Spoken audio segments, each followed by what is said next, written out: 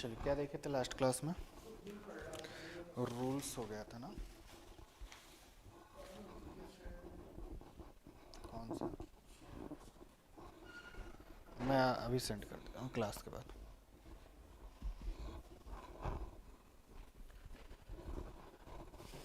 देखिए, last class में हमने सिलेबस देखा था। सिलेबस के बाद में मेज़रमेंट स्टार्ट किया था ना। मेज़रमेंट स्टार्ट किया था। मेज़रमेंट में हमने जो मापन था, इस मापन के विधियां देखा थे।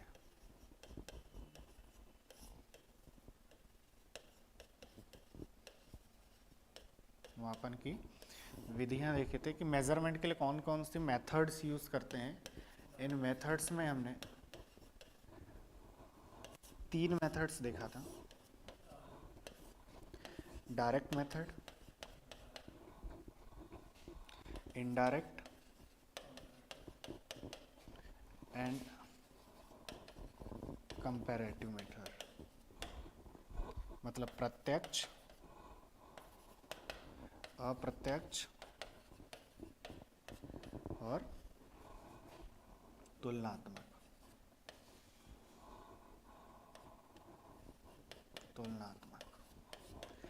इन विधियों को देखा था और इन पे हमने देखा था कि जो डायरेक्ट मेथड होते हैं, जो किसी भी डिवाइस पर लगा के डायरेक्टली डेटा को कैलकुलेट कर देते हैं, डायरेक्टली मापन को बता देते हैं, उसमें हमने रूल देखे थे कि रूल जो है माइक्रोमीटर है, वर्नियर कैलिपर्स हैं, ये डायरेक्ट मेथड में आते हैं। वहीं पर इनडायरेक्ट मेथड है, अप्रत्यक्ष माप में कौन कौन से आते हैं? इनडायरेक्ट मतलब हम किसी मान लीजिए जो ऑब्जेक्ट हमारे पास है या जो जॉब है, उसमें हम डायरेक्ट डिवाइस या डायरेक्ट मेजरमेंट टूल ना लगा के हम किसी चीज़ से नाप के फिर स्केलिंग के करने के बाद हम बताते हैं कि सर उसकी लंबाई, चौड़ाई, ऊंचाई, गहराई या एंगल कितना है। ठीक है, इसमें कौन कौन सी डिवाइसेस आती हैं? हाँ, डिवाइडर, वेरी गुड। और यूनिवर्सल गेज, टेलीस्कोप गेज, और बोलो।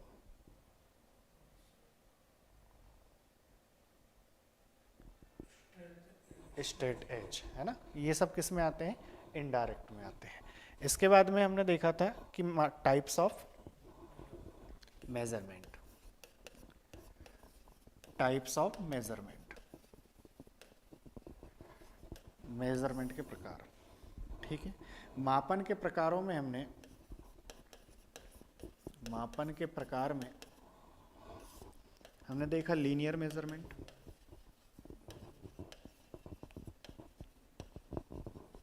मीन्स रेखी मापन,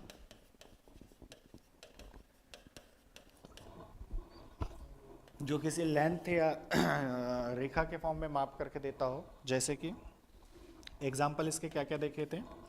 इसके एग्जाम्पल में हम देखे था रूल, आगे बोलो, माइक्रोमीटर, ये सब याद होने चाहिए। ठीक है, रूल हुआ, माइक्रोमीटर, कैलिपर, ये डिवाइसेस हैं जो लीनियर मेजरमेंट या रेखी मापन के लिए उपयोग होती है। इसके बाद दूसरा देखा था एंगुलर, कोणीय मापन, एंगुलर मेजरमेंट, कोणीय मापन, कोणीय मापन। कोण को मापने के लिए यूज किया जाता है, कौन कौन सी डिवाइसेस रहती हैं सर कोण को माप करने के लिए?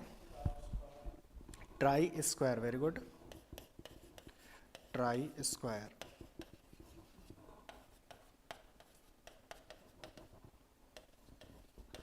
ट्राई स्क्वायर, बोलो, साइन बार,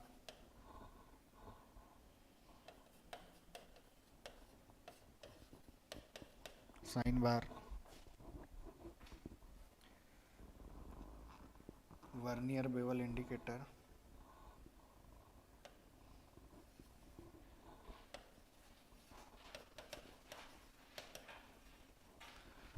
और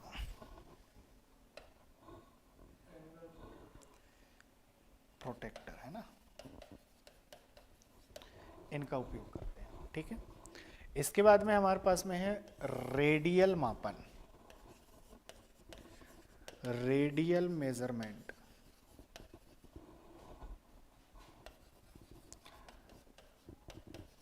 रेडियल मापन, रेडियल मापन। सर इस रेडियल मापन में हमने किसको देखा था? गेजेस को देखा था।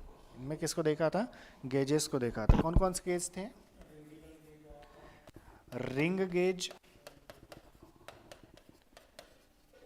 रेडियल गेज,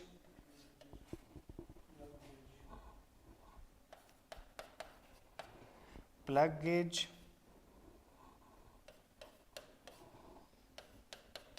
इन गेजेस को देखा था। क्लियर है?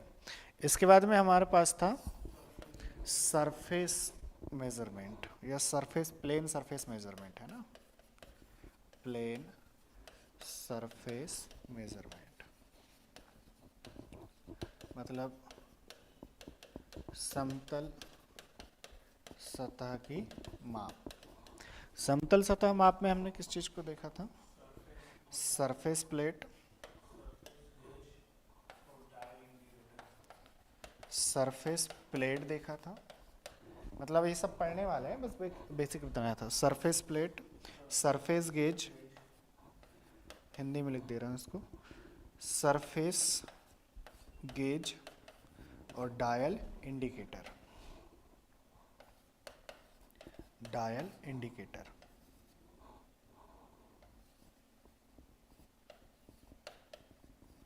डायल इंडिकेटर, ठीक है। तो आई थिंक ये हो चुका था। इसके बाद में हमने रेखी मापन में शायद रूल को देखा था, है ना, रूल, ठीक है, रूल को देखा था। इस पैमाना को हमने देखा था। तो बेसिकली हमने बात किया था कि सर ये पैमाना किस मटेरियल का बना होता है? तो ये पैमाना जो है वो स्टील का बना होगा या वुड का बना होगा, लकड़ी का बना होगा या कॉपर का बना होगा।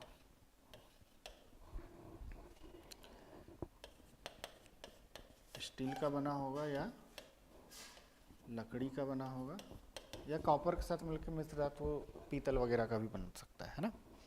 जिसमें सबसे ज़्यादा जो यूज़ होता है वो कौन सा है सर? स्टील। सबसे ज़्यादा जो यूज़ होगा वो कौन सा है? स्टील। देन इसके बाद में हमने देखा था इसका जो शुद्धतम या मिनिमम माप है, जिसको हम अल्पतमांक भी बोल सकते हैं, ठीक है, लीस्ट काउंट भी बोल सकते हैं। तो ये मिनिमम से मिनिमम कितनी दूरी को मापता है? 0.5 मिलीमीटर की दूरी को मापता है। मतलब इसकी परिशुद्धता या शुद्धता जो है वो कितनी है? 0.5 mm की है।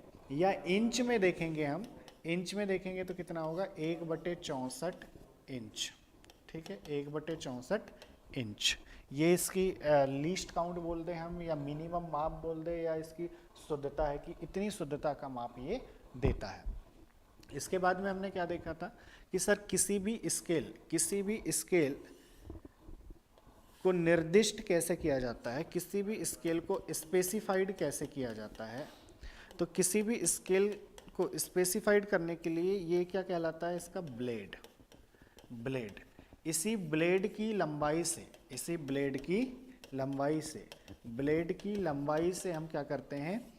बता देते हैं कि वो स्केल कितना लंबा है या कैसा, उसको स्पेसिफाइड अगर करना है, उसको निर्दिष्ट करना है कि सर कितनी लेंथ का हो सकता है, उसका कितना कितनी लेंथ मेज़र कर सकता है, तो वो हम किससे बता सकते हैं? ब्लेड की लंबाई से।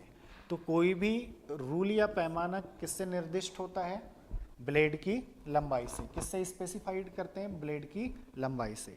जनरली इनका जो साइज होता है वो साइज आपको कितने में मिलेगा?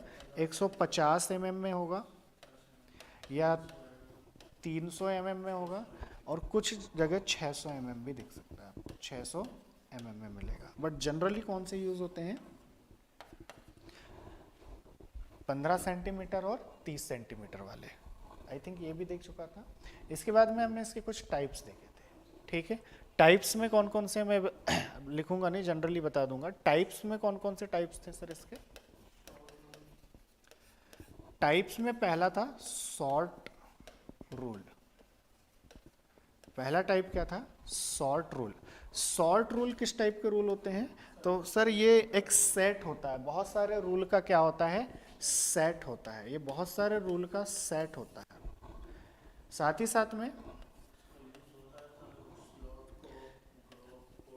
इसका जो यूज़ है वो हम अगर कोई स्लॉट है या कोई ग्रू है, खांचा है, या कोई गहराई की चीज़ है, गहराई की चीज़ है, तो इनका मेजरमेंट करने के लिए हम करते हैं। किसी गहराई की मतलब किसी होल की गहराई मापने के लिए, या स्लॉट को मापने के लिए, या ग्रू को मापने के लिए हम जनरली इनका यूज़ करते हैं। देन इसके बाद में अगला क्या था?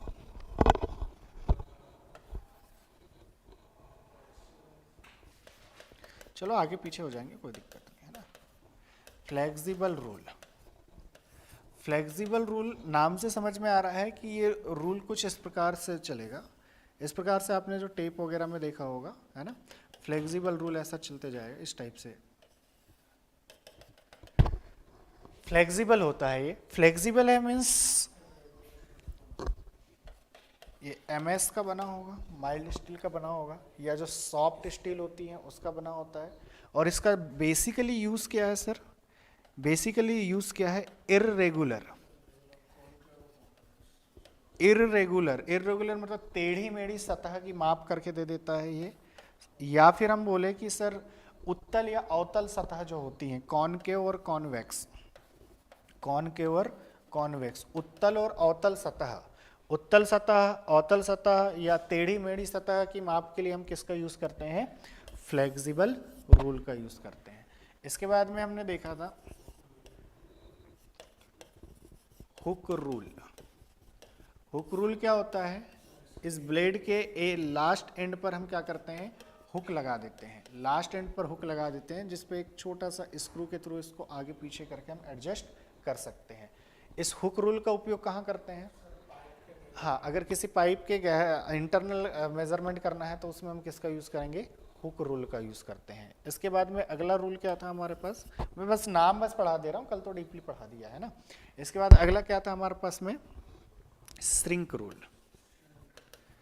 या श्रिंकेज रूल। नाम से समझ में आ रहा है श्रिंकेज रूल। श्रिंक कर रहा है, ये सिकुड़ रहा है। श्रिंकेज रूल का उपयोग हम जहाँ हमें पैटर्न बनाना हो, जहाँ पर हमें मान लीजिए किसी चीज़ का साँचा बनाना हो और वो ऑब्जेक्ट या वो जॉब बन रही है जो बनने के बाद हल्की सी सिकुड़ती हो, तो वो जितनी साइज की जॉब बनाना है उससे थोड़ा बड़ा स्केल मान के हम, उससे थोड़ा बड़ा डायमेंशन मान के हम क्या बना लेते हैं? उसका पैटर्न या उसका मोल्ड बना लेते हैं।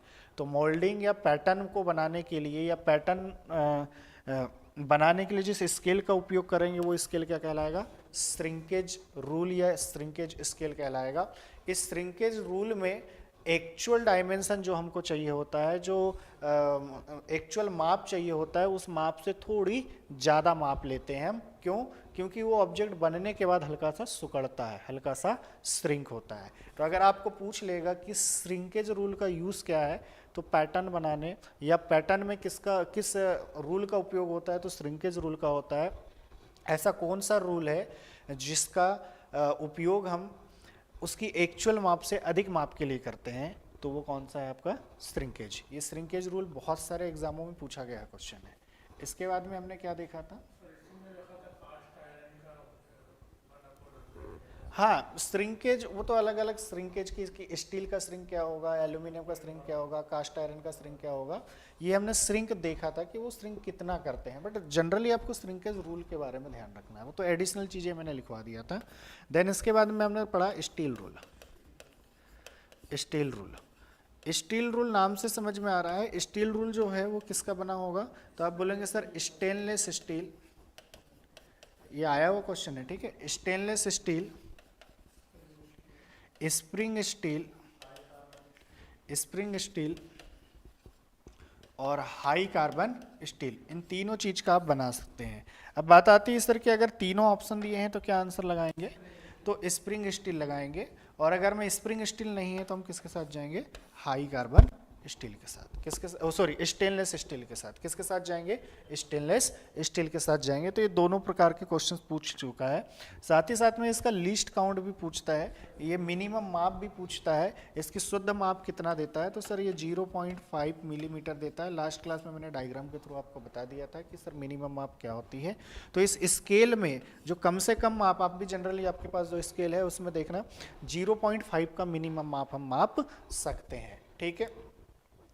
इसके बाद में इसके साइज पूछेगा, तो ये बेसिकली दो साइज में हमको मिलता है, एक मिलेगा आपका 300 mm का और दूसरा मिलेगा 150 mm का, ये भी हमने देख चुका था, ठीक है।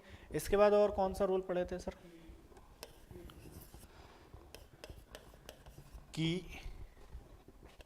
कीवे रूल या की रूल बोल दो उसको, ठीक है, कीवे रूल या की रूल। नाम से समझ में आ रहा है कीवे के लिए, किसके लिए होगा, कीवे के लिए, स्लॉट के लिए, खांचे के लिए इसका उपयोग करते हैं, नाम से समझ में आ रहा है। अगला क्या है जी,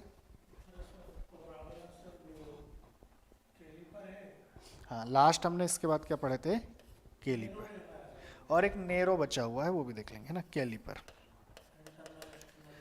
कैलिपर रूल, कैलिपर रूल किसके लिए होता है, तो किसी भी जो आपकी आंतरिक व बाह्य माप को ज्ञात करने के लिए कैलिपर रूल का उपयोग करते हैं। अगर मान लीजिए स्केल की चौड़ाई बहुत कम हो जाए, लगभग कितनी, स्केल की चौड़ाई 5 mm तक है, तो उस स्केल को हम क्या कहते हैं, नेरो स्केल कहते हैं। उस स्केल को हम क्या कहते हैं, नेरो स्केल, या उस रूल को हम क्या कहते हैं, नेरो रूल कहते हैं। इस नेरो रूल का यूज क्या है, हाँ नैरो सेक्शंस जो होते हैं उनको मेज़र करने के लिए, या नैरो सेक्शंस की डीप गहराई के लिए, जिसको हम बोल सकते हैं कि सर ये गहरे सुराख या गहरे स्लॉट को मापने के लिए होता है। और साथ में एक और बताया था मैंने क्या, तंग झिर्री की चौड़ाई को मापने के लिए। आई थिंक यहीं तक हुआ है, ठीक है।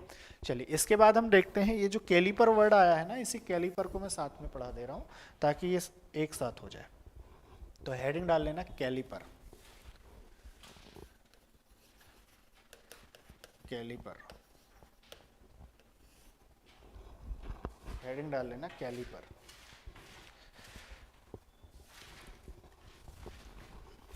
कैलिपर,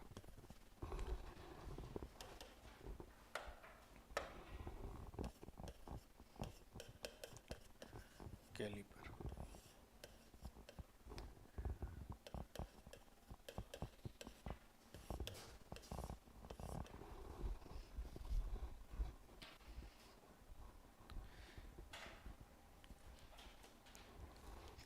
देखिए कैलिपर कुछ इस टाइप की डिवाइस होती है,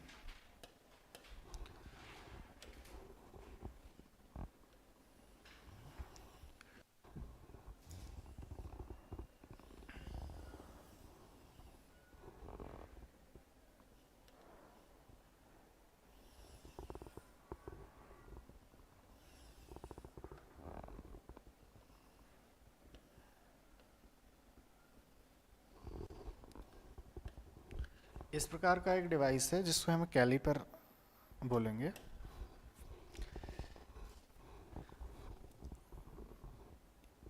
इस पर ये वो पिवोट पॉइंट है,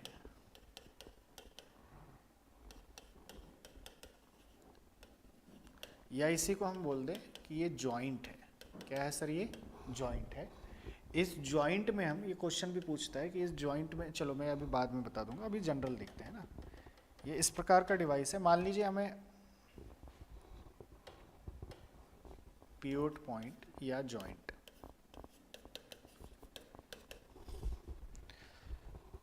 ये वाले जो पोर्शन है ये कहलाते हैं लेग, उसके पांव, टांग, ठीक है। और ये पोर्शन कहलाता है टिप, इसको क्या कहते हैं हम, टिप कहते हैं, है ना। तो इस पे बेसिकली दो लेग वाला पोर्शन होता है। दो लेग को एक कॉर्नर पे आपस में जोड़ देते हैं, और मान लीजिए जिसका मेजरमेंट करना है, हमने मान लीजिए इस स्केल का, या ये आपके सामने मार्कर दिख रहा है, इसका मेजरमेंट करना है हमें। तो मेजरमेंट करने के लिए हमने कैलिपर लाया, कैलिपर को फैला दिया और सामने स्केल लगा के मेजर कर दिया। तो बताइए डायरेक्ट है या इनडायरेक्ट है, इनडायरेक्ट में आएगा। किस में आएगा, इनडायरेक्ट में। अगर किसी चीज़ की माप को मापना है तो इसमें किसकी आवश्यकता पड़ रही है? स्केल की, रूल की। किसकी आवश्यकता पड़ रही है? रूल की या स्केल की आवश्यकता पड़ रही है। तो क्वेश्चन पूछा जाता है कैलीपर किसके साथ उपयोग में लाया जाता है? तो कैलीपर उपयोग में किसके साथ लाया जाएगा? रूल के साथ। ये रूल के साथ उपयोग में लाता है, इसलिए हमने इसके नीचे जस्ट लिखा हुआ है कि कैलीपर किसके साथ उपयोग में लाया जाता है सर? रूल के साथ उपयोग में लाया जाता है। साथ ही साथ में मान लीजिए मेरे पास में एक ऐसी बड़ी सी प्लेट है, इस टाइप की बड़ी प्लेट है, और इस बड़ी प्लेट में मुझे ऐसी पैरेलल लाइन खींचना है, इस टाइप से पैरेलल लाइन खींचना है।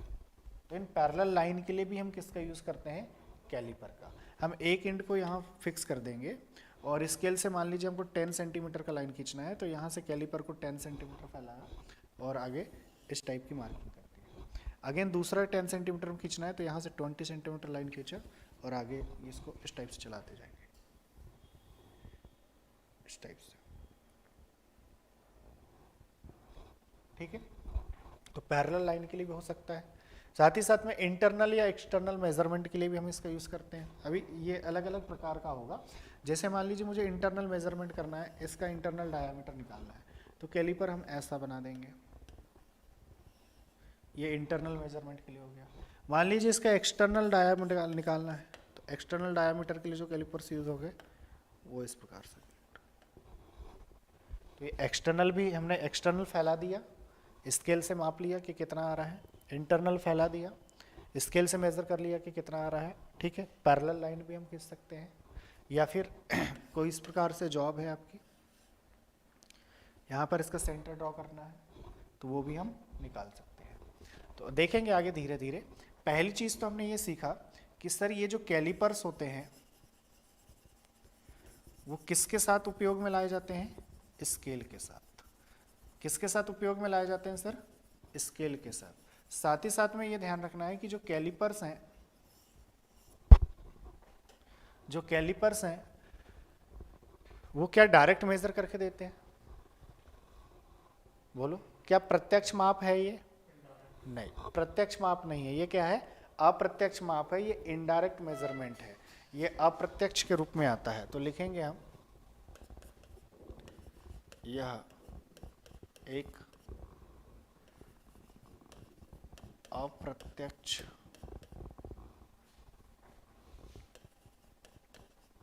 माप देता है। It is a indirect, it is a indirect measurement tool. किसका बना होगा सर? मटेरियल क्या होगा इसमें?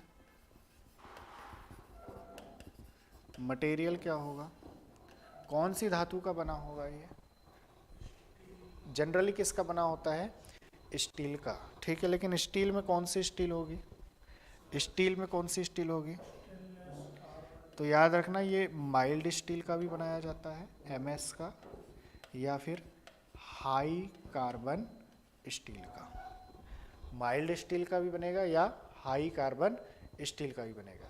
याद ये रखना है कि अगर हमें माइल्ड स्टील का कैलीपर बना रहे हैं तो माइल्ड स्टील का कैलीपर में जो इसका पॉइंट होगा, जो उसका टिप होगा, उस टिप को या उस पॉइंट को हमें केस हार्डनिंग करना पड़ेगा। ठीक है, क्या बोला मैंने?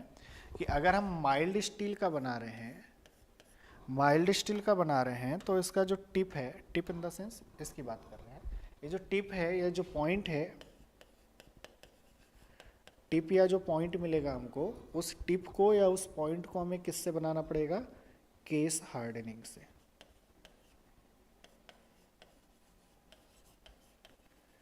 केस हार्डनिंग से।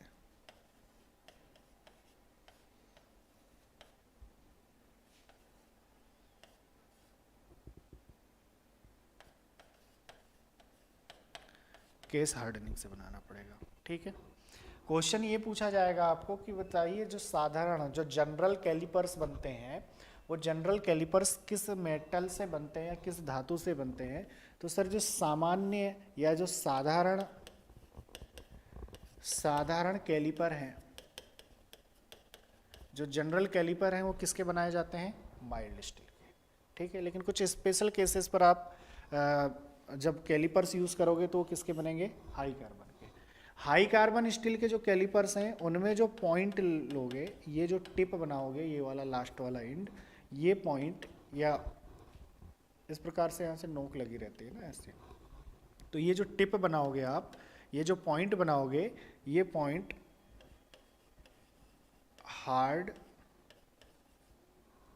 एंड टेम्पर होगा,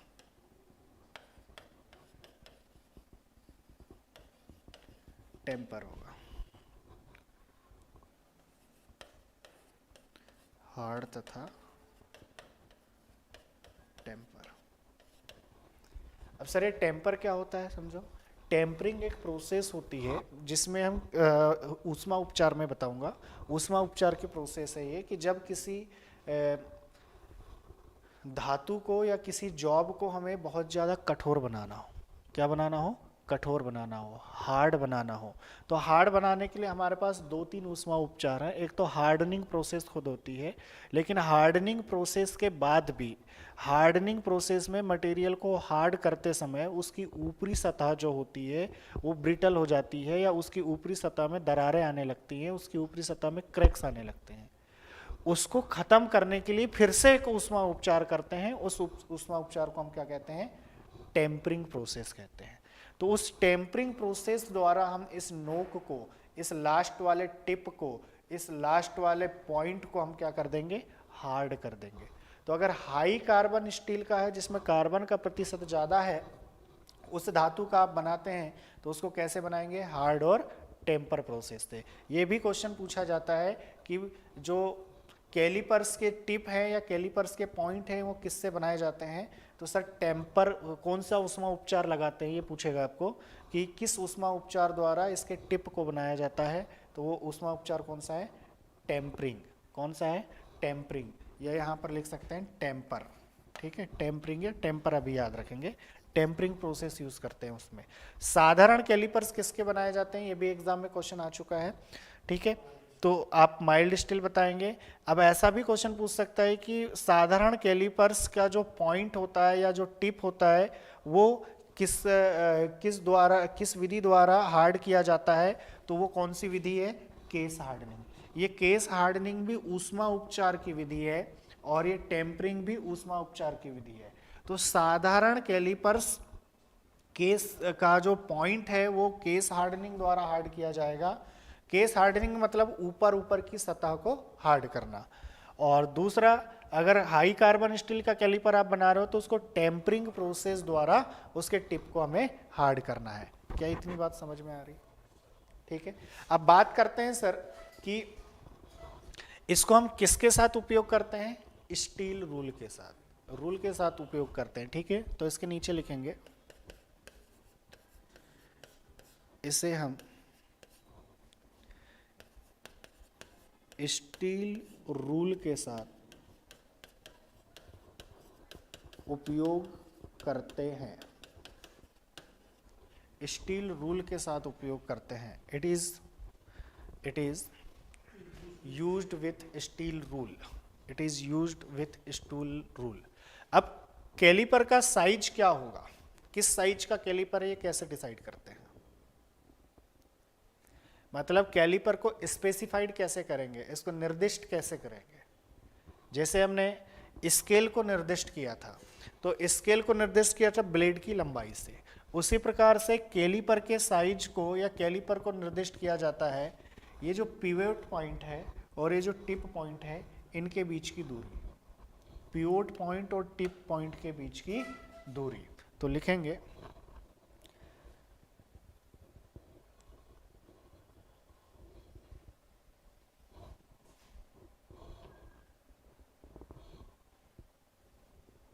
अगला पॉइंट लिख लेंगे,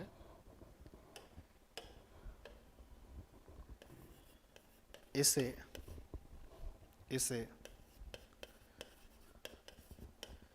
लंबाई द्वारा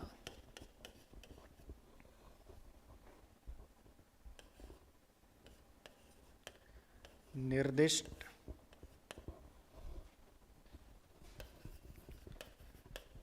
किया जाता है,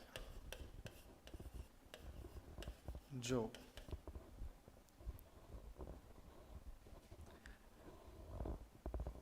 ये वाला पॉइंट है ना, पिवोट पॉइंट, जो पिवोट बिंदु या पिवोट पॉइंट तथा लेग के टिप के बीच की दूरी होती है। ठीक है, क्या? हाँ, अगर मान लीजिए इसका हमें लेंथ में बहुत सारे यूजेस हैं इसका। पहला तो अगर मान लीजिए इसका लेंथ मेज़र करना है तो यहाँ तक हमने फैला दिया, स्केल से मेज़र कर लिया, इनडायरेक्ट में आ गया।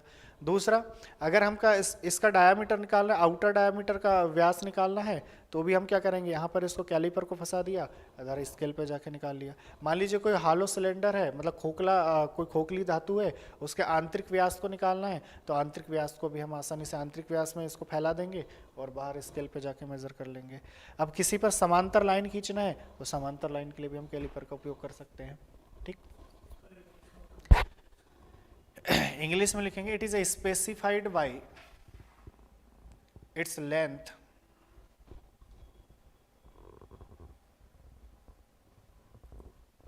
which is distance between pivot point and leg of tip, which is distance between pivot point and leg of tip.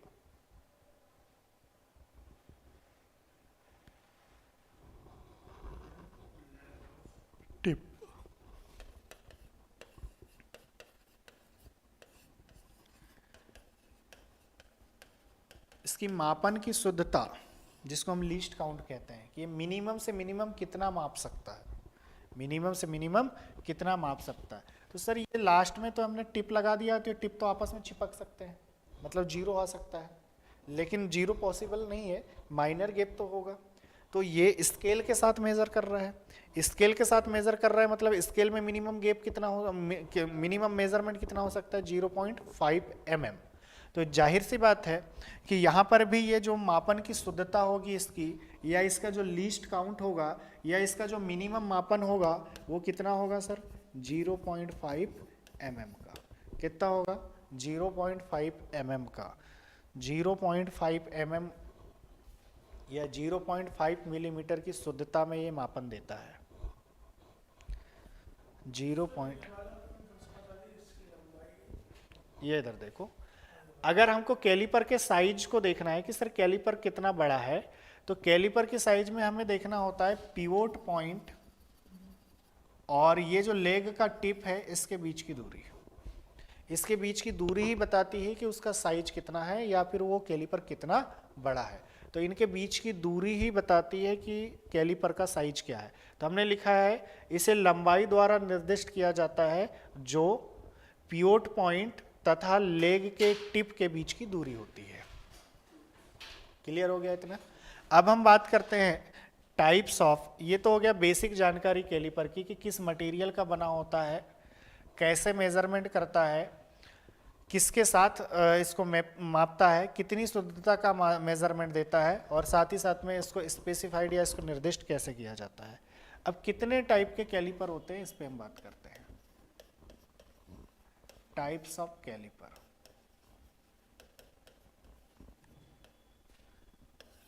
Types of caliper,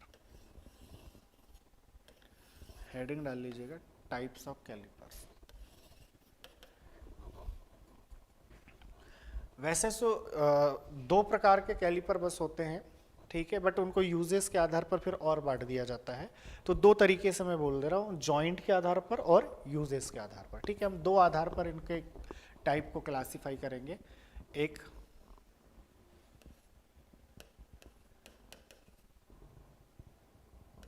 joint के आधार पर,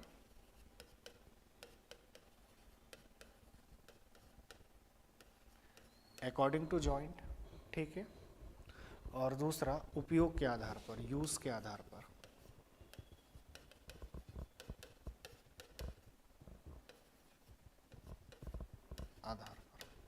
उपयोग के आधार पर। जॉइंट के आधार पर ये दो प्रकार के होते हैं, एक होता है फर्म कैलिपर, फर्म कैलिपर, और दूसरा होता है स्प्रिंग कैलिपर।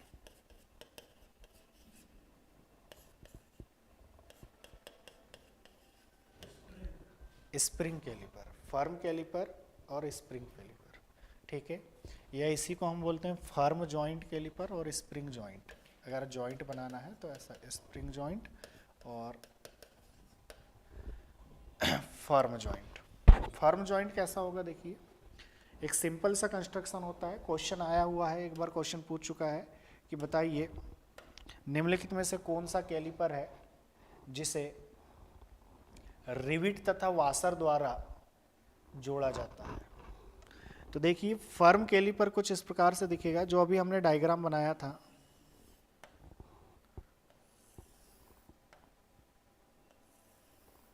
ये आपका फर्म कैलिपर है।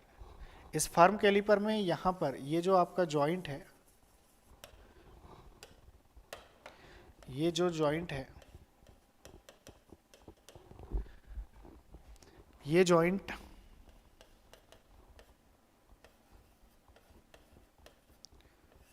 रिविट तथा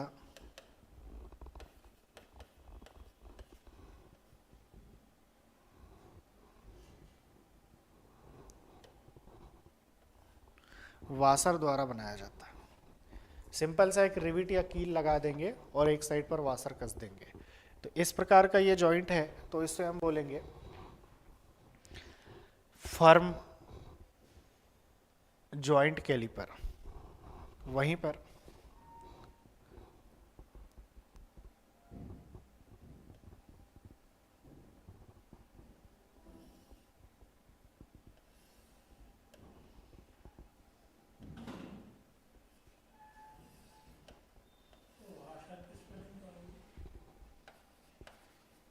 वाशर,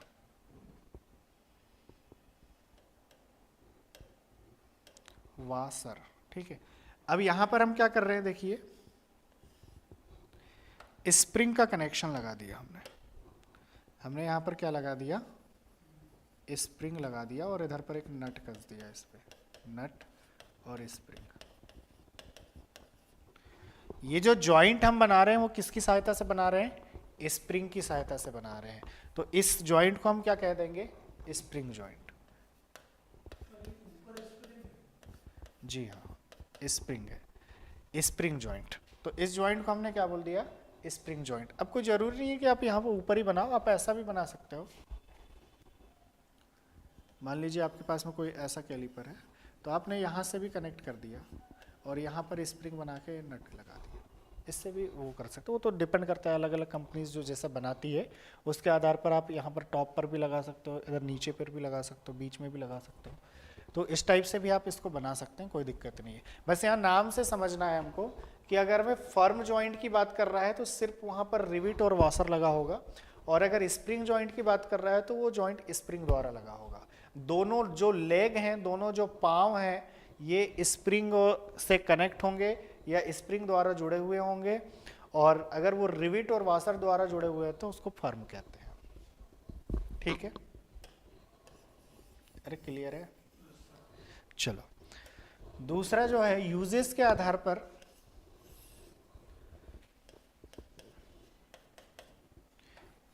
यूजेस के आधार पर ये तीन प्रकार का होता है। फर्स्ट इंटरनल कैलिपर,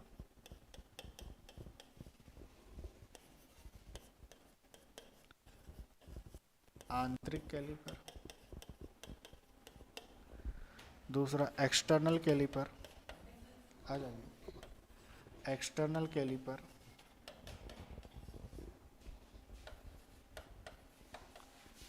बाह्य कैलिपर,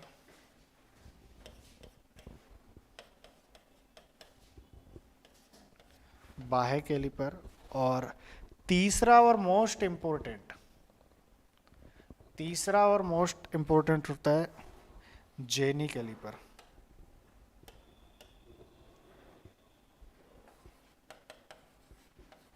जेनी कैलिपर। तीसरा और मोस्ट होता है आपका जेनी कैलिपर।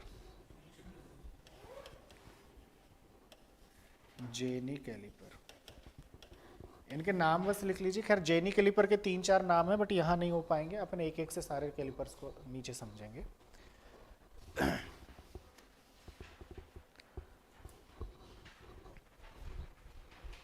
जेनी कैलिपर,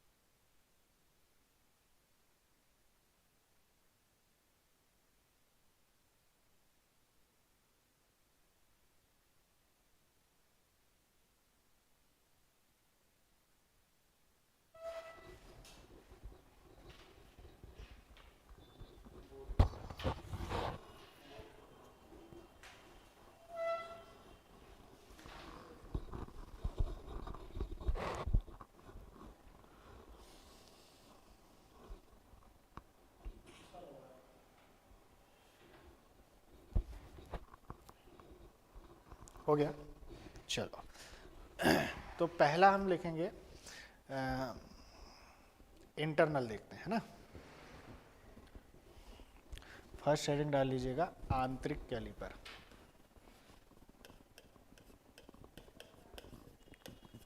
आंतरिक कैलिपर,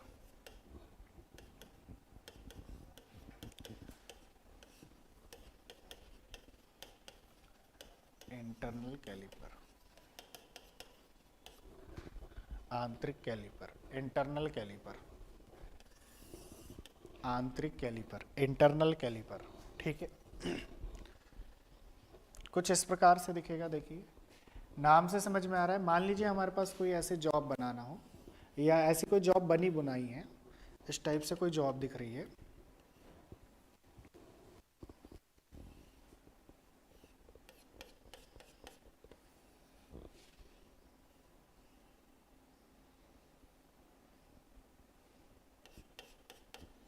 इस टाइप के कोई जॉब है, समझ लेते हैं ना।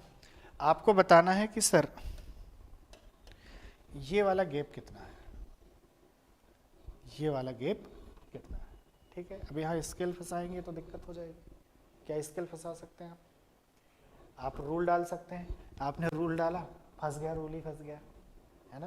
तो इसके लिए हम क्या करेंगे, कैलिपर का उपयोग करेंगे। कैलिपर, कौन सा कैलिपर उपयोग होगा, देखिए यहाँ पर कुछ ऐसा अरेंजमेंट कैलिपर का यूज कर लिया हमने, फंसा दिया हमने।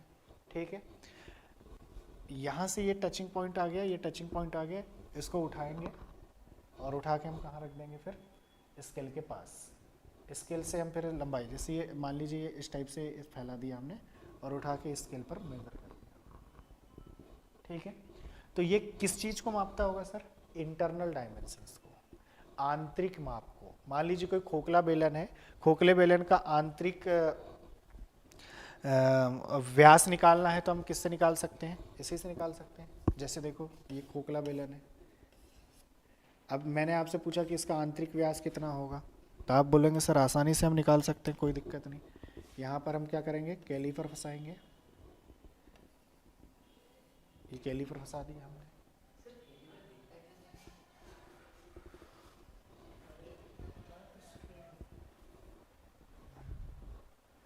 ये इस प्रकार से है, किधर गया इसका, और एक इस टाइप से दिखेगा आपका कैलीपर। ठीक है, लोहे की दो पट्टी लगी रहती है, अगर सिंपल देखना है तो लोहे की आपकी दो पट्टी लगी रहती है। हाँ हाँ, इसी के आधार पर तो मैंने आपको बताया कि ये आपका जॉइंट है जिससे कम ज़्यादा आप कर सकते हैं। एक्चुअली में आज मैं पीपीटी भूल गया,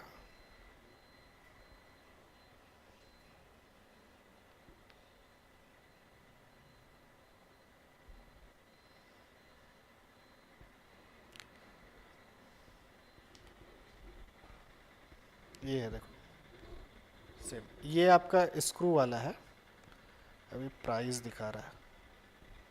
ये आपका जो है ये स्प्रिंग कनेक्टेड है, ठीक है, स्प्रिंग कनेक्टेड है, और ये है आपका फर्म वाला, ये जो दिख रहा है ये फर्म वाला है। सेम डायग्राम है, डायग्राम में कोई अंतर नहीं, ठीक है। तो चलते हैं भैया, अभी हमने क्या देखा, देखिए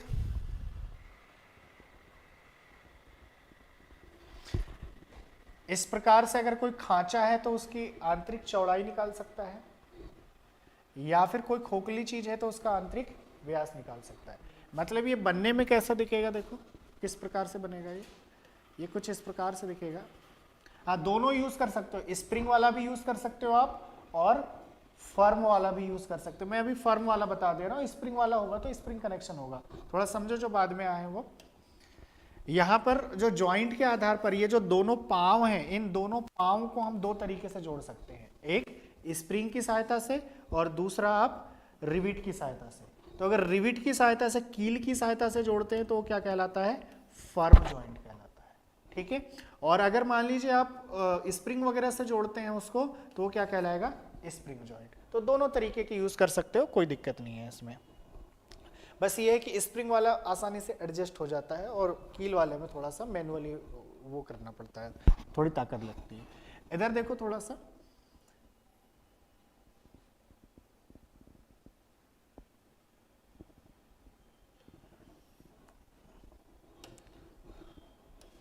स्ट्रेट बना दे रहा हूं मैं ऐसा।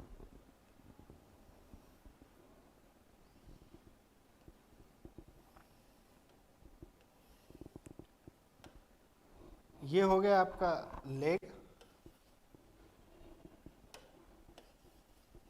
इसके पांव हो गए, ठीक है, ये उसका जॉइंट हो गया, और लास्ट में हम क्या बना देंगे, टिप। लास्ट में हम क्या बना देंगे, टिप। और ये टिप किससे बनी होती है, ये टिप किससे बनी होती है मैंने बता दिया है। ये जो टिप है ये किससे बनी होती है, तो ये केस हार्डनिंग, मतलब हार्डनिंग से, हार्ड होना चाहिए। कैसी होनी चाहिए, हार्ड होना चाहिए, हार्ड होना चाहिए।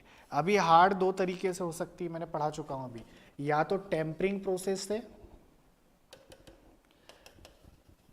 या तो टेम्परिंग प्रोसेस से, ये ऊष्मा उपचार है, टेम्परिंग ऊष्मा उपचार है, या तो फिर ये हार्ड किससे हो सकती है, केस हार्डनिंग से, केस हार्डनिंग से। तो केस हार्डनिंग ऊष्मा उपचार का उपयोग हम किसके लिए करते हैं, जो माइल्ड स्टील की बनी होती है, और टेम्परिंग ऊष्मा उपचार का उपयोग किसके लिए करते हैं, जो हाई कार्बन स्टील का बना होता है, ठीक है। ये पढ़ा दिया हूँ, अभी इसको लिखने की जरूरत नहीं है, बस ये छोटा सा डायग्राम। तो ये किस किस चीज की माप को लिखता होगा, देखो खांचे का आंतरिक चौड़ाई माप सकता है, किसी खोखले बेलन का आंतरिक व्यास माप सकता है, मतलब ये आंतरिक माप के लिए होता है। किसके लिए होता है, आंतरिक माप। तो हेडिंग डालो आंतरिक कैलीपर या इंटरनल कैलीपर, और लिख लेना इसके नीचे, ये छोटा सा ये डायग्राम बना लो, इतना डायग्राम बनाना बस, ठीक है। और एक आध उधर का भी बना सकते हैं कि किस प्रकार से मेजर करता है, सिंपल सा।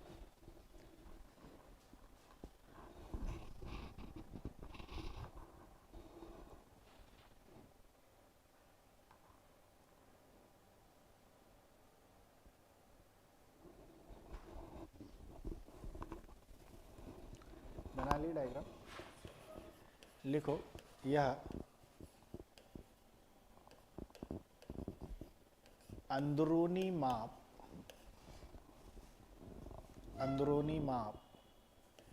जैसे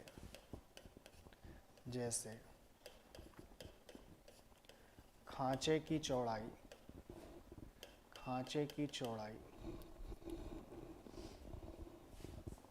तथा खोखले सुराख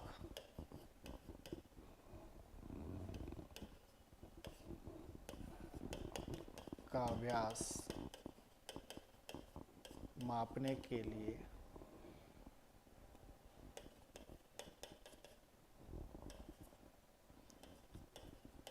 उपयोग करते हैं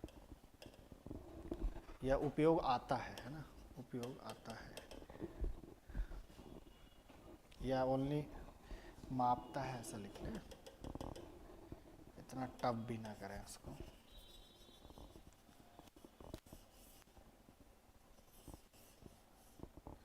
आंतरिक व्यास मापता है।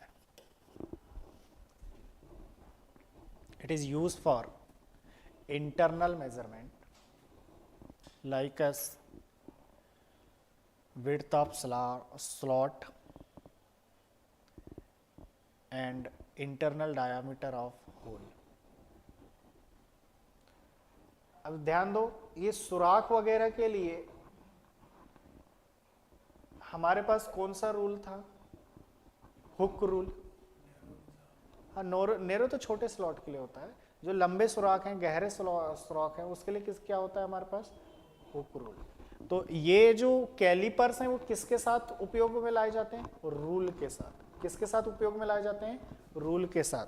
तो अगर आपसे क्वेश्चन पूछ लिया जाए कि भैया, वैसे तो आया नहीं है कोई क्वेश्चन ऐसा, लेकिन अगर क्वेश्चन पूछ लिया जाए कि आंतरिक कैलिपर्स में किस रूल का उपयोग करते हैं, तो कौन सा रूल बताओगे? बोलो। Hook rule. तो लिख लो इसके नीचे।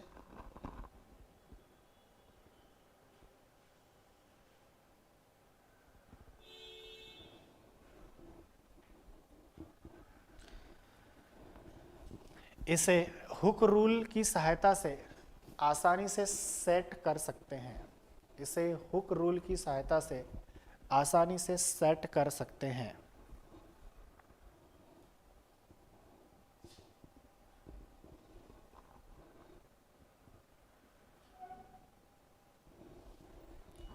हुक रूल की सहायता से आसानी से सेट कर सकते हैं।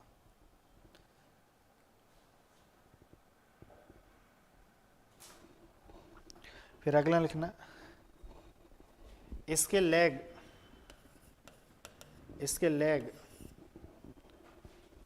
45 अंश पर झुके होते हैं। लेग बेंड इन 45 डिग्री। बेंड कर लो, बेंड बोलो तो भी ठीक है, हिंदी में आप झुकाव लिख लेते हैं या मुड़ा लिख लेते हैं, मुड़ा हुआ, ठीक है।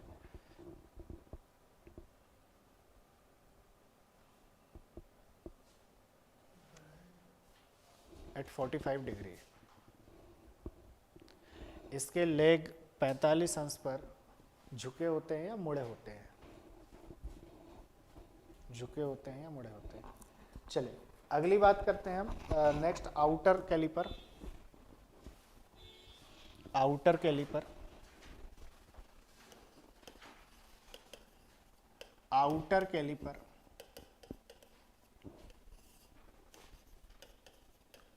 बाह्य कैलिपर के, बाह्य कैलिपर के। तो देखिए, अगर मुझे ये प्लेट है, कोई इस प्रकार से प्लेट है, और बोला गया है कि इस प्लेट की चौड़ाई निकालो, इस प्लेट की चौड़ाई निकालो, क्या मैं निकाल सकता हूँ? हाँ जी सर, निकाल सकते हैं, कोई दिक्कत नहीं। हमने यहाँ पर कैलिपर फंसाया,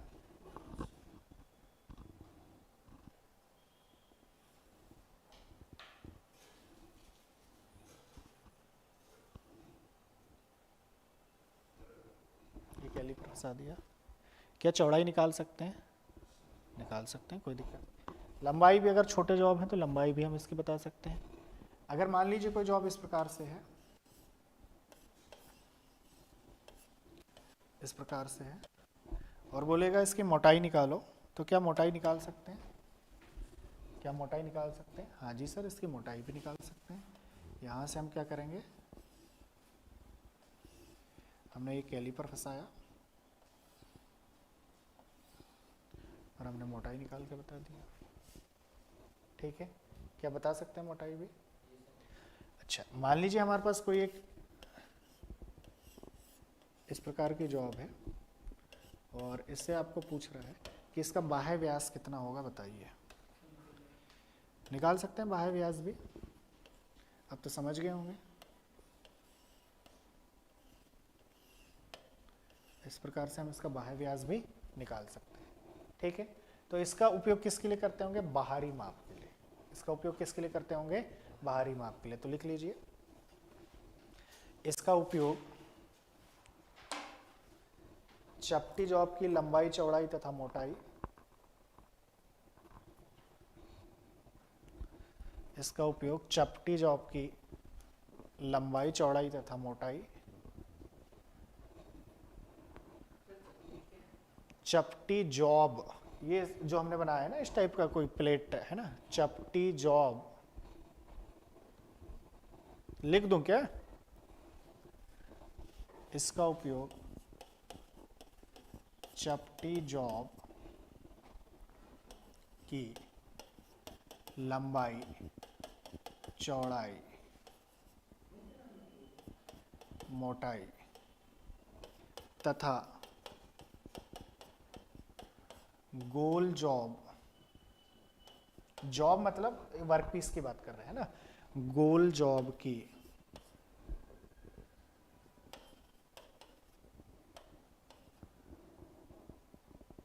बाहरी माप के लिए किया जाता है, के लिए किया जाता है। प्लेट लिख लो, it is use for measure length, width and thickness of plate and external dimensions of circular bar, external dimensions of circular bar। अभी तो सिंपल सिंपल है, मतलब इसमें हम किसका किस रूल के साथ इसका यूज कर सकते हैं सर? स्टील रूल के साथ। किसके साथ यूज कर सकते हैं? स्टील रूल के साथ। तो लिख लीजिएगा,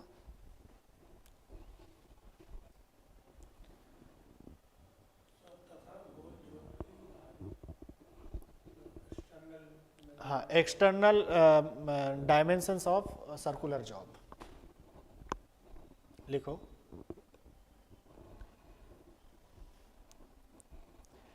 इसमें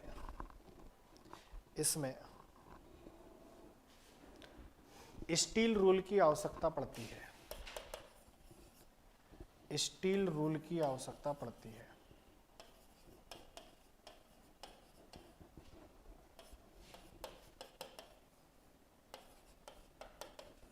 स्टील रूल की आवश्यकता पड़ती है, इसमें स्टील रूल की आवश्यकता पड़ती है। बस इनफ है। अगला क्या था हमारे पास? जेनी लिखो।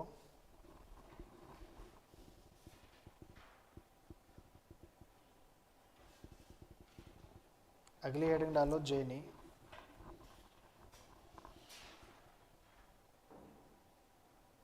Caliper, jenny caliper.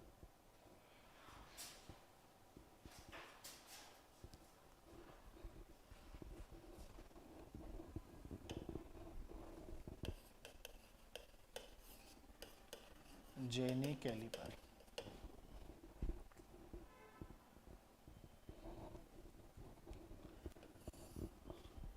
इस कैलिपर को 3-4 नामों से जाना जाता है। ठीक है, कैसा दिखता है देखो ये कैलिपर। इस कैलिपर में आपका एक लेग झुका होगा और एक लेग आपका सीधा रहेगा। एक लेग झुका हुआ रहेगा और एक लेग सीधा रहेगा। जैसे मान लीजिए एक लेग मैंने ऐसा बना दिया,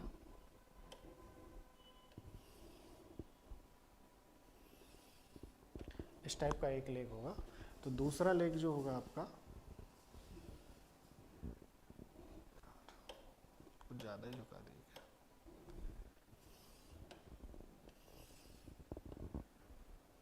और दूसरा लेग ऐसा सीधा चलेगा इस टाइप से। दोनों में टिप होगी, भी बना रहा है ना। इस पर भी यहाँ टिप लगी होगी और इस पर भी यहाँ टिप लगी होगी, इस प्रकार से। ठीक है, एक लेग स्ट्रेट होगा तो दूसरा लेग आपका झुका हुआ रहता है। ये कहलाता है आपका जेनी कैलिपर। इस जेनी कैलिपर को इसे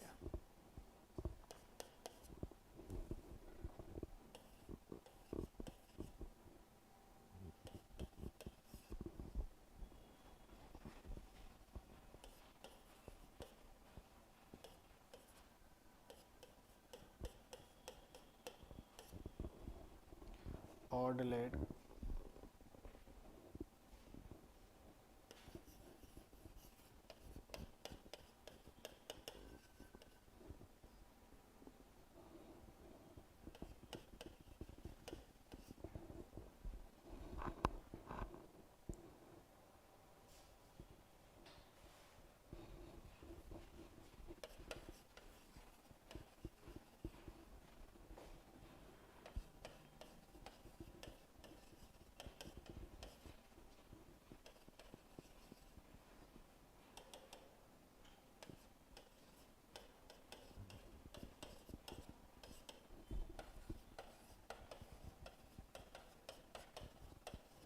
इनको कुछ अलग अलग नामों से भी जानते हैं ना।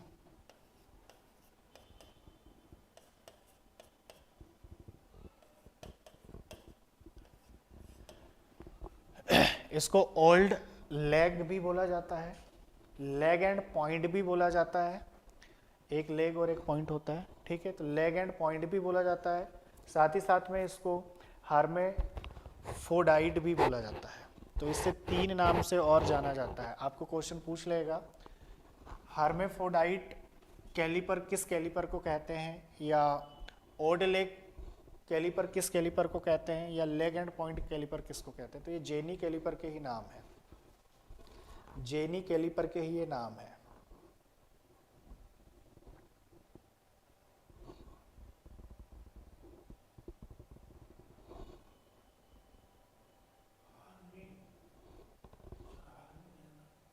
कहाँ पर?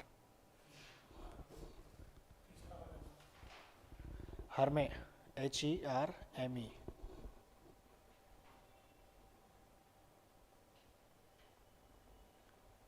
फ्रोडाइट, हर्मेफ्रोडाइट,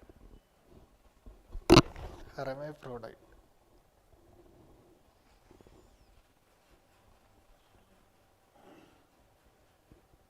हो गया।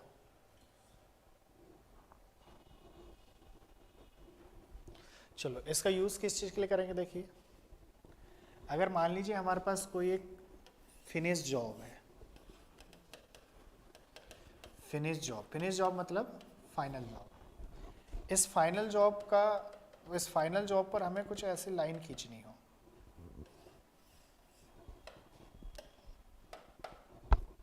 कुछ ऐसे पैरेलल लाइन खींचनी हो, इस प्रकार से कुछ पैरेलल लाइन खींचनी हो, तो हम इसकी हेल्प से खींच सकते हैं। देखो, हमने यहाँ पर फंसाया एक एंड इसका, और दूसरा एंड यहाँ पर चलेगा, और इसे हम आगे की ओर खींच सकते हैं। इस डायरेक्शन में हम इसको बढ़ा सकते हैं। जैसे बढ़ाएंगे तो एक लाइन खींच दिया, फिर इसको आगे फैलाएंगे, यहाँ पर आएगा, फिर इसको दूसरी लाइन खींच सकते हैं, फिर आगे बढ़ाएंगे, यहाँ तक फैलाएंगे इस टाइप से, और साथ में आगे की ओर आ जाएगा। तीसरा यहाँ पर आगे की ओर आ जाएगा, चौथा यहाँ से आगे। तो इसका उपयोग हम फिनिश जॉब पर पैरेलल,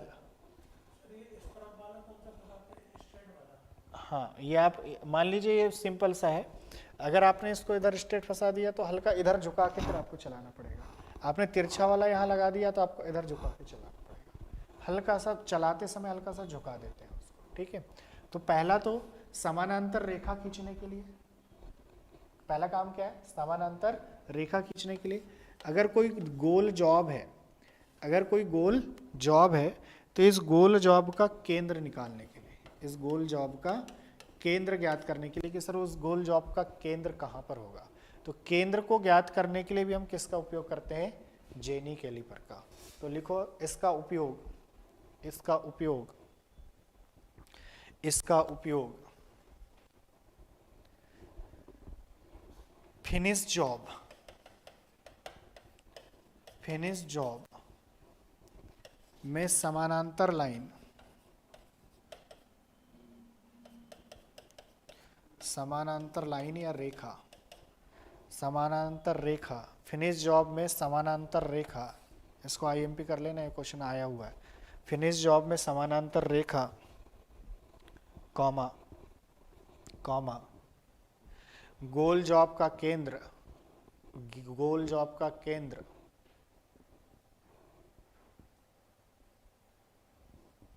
तथा चिन्हन व विन्यास कार्यों में, तथा चिन्हन नहीं लिख पाओगे,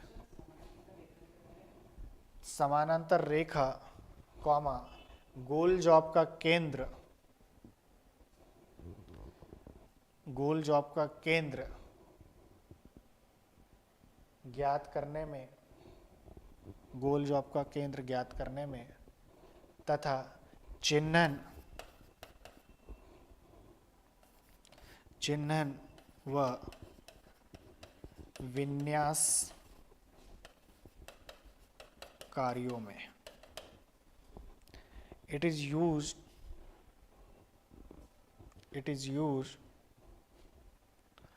to draw parallel line, it is used to draw parallel line in finish job, in finish job comma center of circular job and marking and layout work, marking and layout work, marking मतलब चिन्हन और layout मतलब विन्यास। अगर किसी चीज का layout निकालना है, लेआउट तो जानते हैं ना, हाँ विन्यास तो हिंदी में, लेआउट समझते हैं ना, किसी जॉब का लेआउट बनाना है हमें, हाँ मतलब बॉर्डर्स वगैरह बनानी है कि कहाँ से कटिंग करना है, कहाँ से नहीं करना है, ठीक है। तो लेआउट बनाने के लिए या चिन्हन करने के लिए, किसी पर्टिकुलर पॉइंट को चिन्हित करने के लिए हम किसका उपयोग करते हैं, जेनी कैलिपर का उपयोग करते हैं। और यहीं पर जेनी कैलिपर आपका खत्म होता है। अगला लिखिए, कुछ क्वेश्चंस कराओ आए हुए।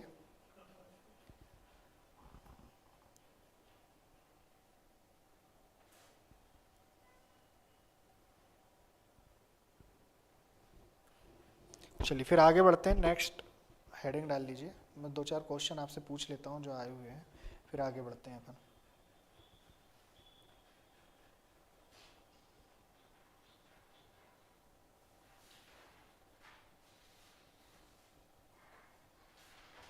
चलिए क्वेश्चन आपका पूछा गया है,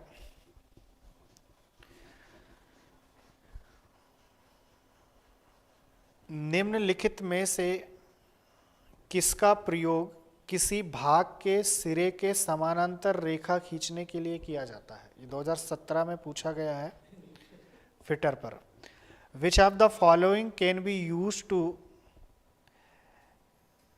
draw the parallel line in job.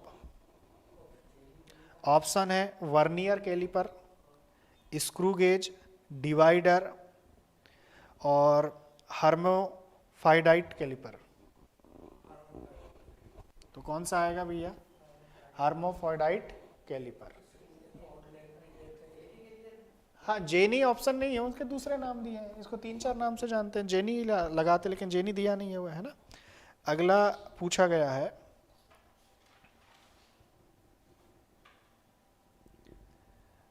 अंतःमापी, अंतःमापी मतलब इंटरनल मेजरमेंट, अंतःमापी कैलिपर का उपयोग किस चीज के लिए करते हैं। छिद्र का व्यास मापने के लिए, गगनचुंबी भवनों की ऊंचाई नापने के लिए, मतलब बिल्डिंग्स की हाइट नापने के लिए, कीवे का व्यास नापने के लिए, और अगला है छिद्र व कीवे दोनों का व्यास नापने के लिए। कीवे मतलब खांचा,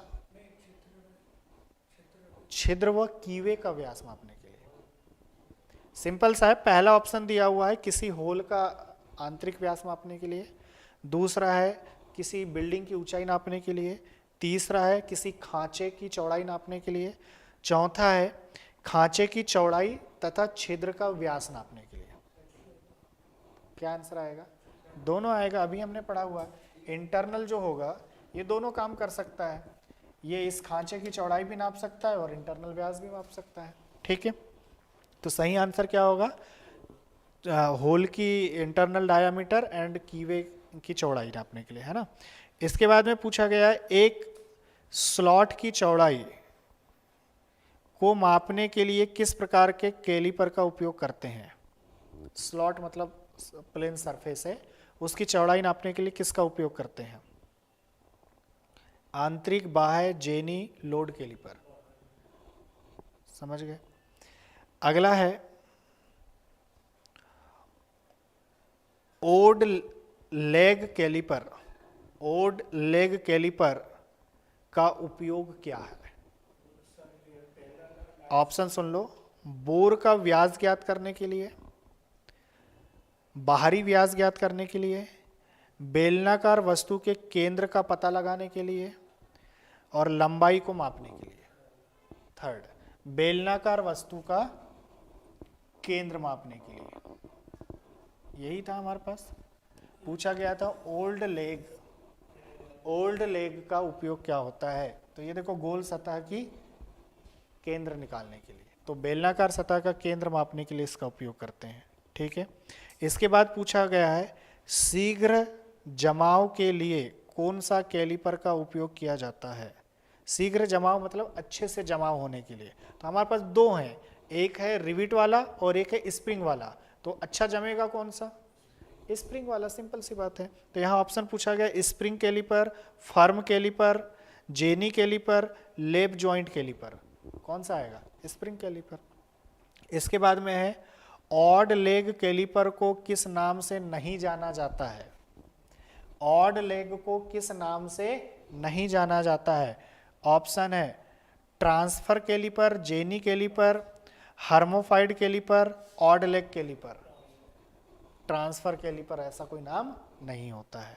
ठीक है, इसके बाद है साधारण कैलिपर का वर्किंग पॉइंट किसका बना होता है या कैसा होता है पूछा है। ठीक है, हार्ड होता है, केस हार्ड होता है, नरम होता है, या उपरोक्त में से कोई नहीं होता? केस हार्ड होता है। मैंने बोला साधारण अभी बनाना है, अभी देखो यहाँ पढ़ाया था मैंने। अगर आपको साधारण बनाना है तो साधारण के लिए किसका उपयोग करोगे भैया?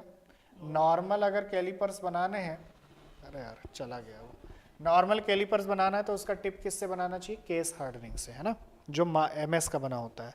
साधारण कैलिपर्स द्वारा कौन सी माप मापी जाती है? प्रत्यक्ष, अप्रत्यक्ष, तुलनात्मक या तीनों? साधारण कैलिपर द्वारा कौन सी माप मापी जाती है? प्रत्यक्ष, अप्रत्यक्ष, तुलनात्मक या ये सभी? इनडायरेक्ट, अप्रत्यक्ष। पहला ही पॉइंट लिखे हैं हमने, है ना। ये जैसे इसकी चौड़ाई नापना है मोबाइल की, तो बस एक कैलिपर यहाँ फंसेगा और इसको ले जाके फिर स्केल में मापना पड़ता है। अप्रत्यक्ष है ये। कौन से कैलिपर को रिविट व वाशर द्वारा जोड़ा जाता है? पढ़ा चुका हूँ, कौन सा है? फर्म। ठीक है, इसके बाद में बाहरी माप का अप्रत्यक्ष रूप से मापने के लिए किस कैलिपर का उपयोग करते हैं? इनसाइड, आउटसाइड, जेनी या माइक्रोमीटर? आउटसाइड बाहरी माप के लिए। बाहरी माप के लिए कौन सा होगा? आउटसाइड। आंतरिक माप को अप्रत्यक्ष मापने हेतु कौन सा कैलिपर उपयुक्त किया जाता है? इनसाइड, आउटसाइड, जेनी या माइक्रोमीटर? आंतरिक माप को अप्रत्यक्ष मापने हेतु किस कैलिपर का उपयोग करते हैं? ठीक है, इंटरनल मेजरमेंट के लिए किसका यूज करते हैं पूछा है। तो आपके पास ऑप्शन है यही, इनसाइड, आउटसाइड, जेनी और माइक्रोमीटर। इनसाइड आएगा, नाम से ही समझ में आ रहा है। ऑड लेग कैलिपर का दूसरा नाम क्या होता है? जेनी कैलिपर, वर्नियर कैलिपर, विभाजक जिसको डिवाइडर बोलते हैं, या इनमें से कोई नहीं? जेनी कैलिपर होगा। ठीक है। किसी जॉब पर समांतर रेखा खींचने के लिए किसका उपयोग किया जाता है? गेज का, डिवाइडर का, कैलिपर का, जेनी कैलिपर का? जेनी कैलिपर का। कौन से औजार द्वारा एक गोल छड़ के सिरे पर लाइन खींची जा सकती है? क्वेश्चन है, कौन से औजार द्वारा एक गोल छड़ के सिरे पर लाइन खींची जा सकती है? मतलब किस डिवाइस द्वारा एक सर्कुलर जॉब पर लाइन ड्रॉ कर सकते हैं हम? वर्नियर हाइट गेज द्वारा, जेनी कैलिपर द्वारा, ये दोनों द्वारा, या इनमें से कोई नहीं? तो अभी तो हमने जेनी कैलिपर पढ़े हैं, जब मैं वर्नियर हाइट गेज पढ़ाऊंगा तब बताऊंगा कि उससे भी हम खींच सकते हैं, है ना। तो ये क्वेश्चन अभी के लिए नहीं था। किससे? हाँ, जेनी से खींच सकते हैं ना, कोई दिक्कत नहीं, लेकिन अभी एक नाम और दिया हुआ है, उसमें हम नेक्स्ट पे देखेंगे। तो क्या क्वेश्चन ऐसे हैं जो नहीं बन रहे हों? सारे क्वेश्चन बन रहे हैं। ठीक है, चलो अगले डिवाइस चलते हैं। अगला लिखेंगे try square.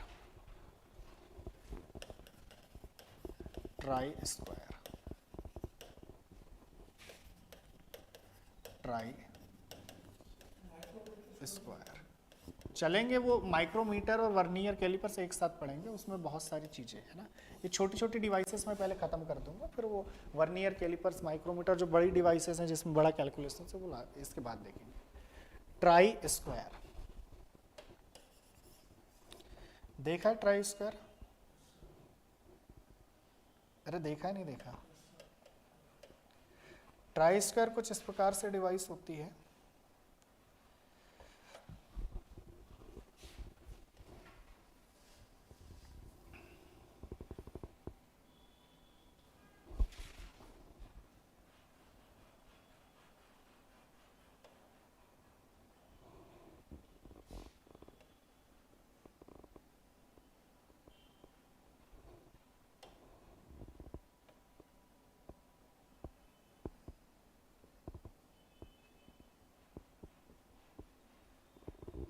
That is try square. ठीक है, ये क्या है? ट्राई स्क्वायर है। इस ट्राई स्क्वायर में इसको हम बोलते हैं ब्लेड, और ये क्या है? स्टोक। ये क्या है सर? स्टोक। दो चीज होती है, एक ब्लेड और दूसरा स्टोक। ठीक है, एक ब्लेड और दूसरा स्टोक। जो ब्लेड है उस ब्लेड पर स्केल बना होगा। ब्लेड पर क्या बना होता है? स्केल। यहां पर होता है स्केल।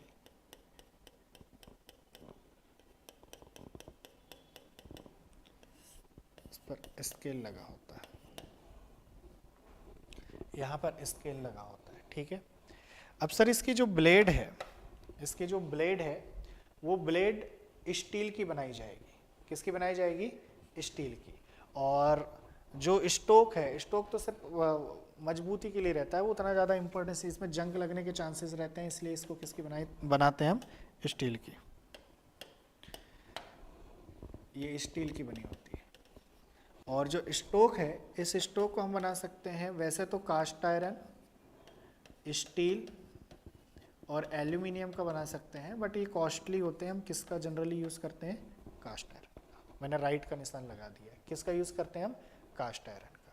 ठीक है, अब ये जो स्टोक है ये एडजस्टेबल भी हो सकता है और फिक्स्ड भी हो सकता है। ये यहाँ पर अगर आपने एक नट लगा दिया है तो ये आपका फिक्स हो गया, आगे पीछे बस घूम सकता है।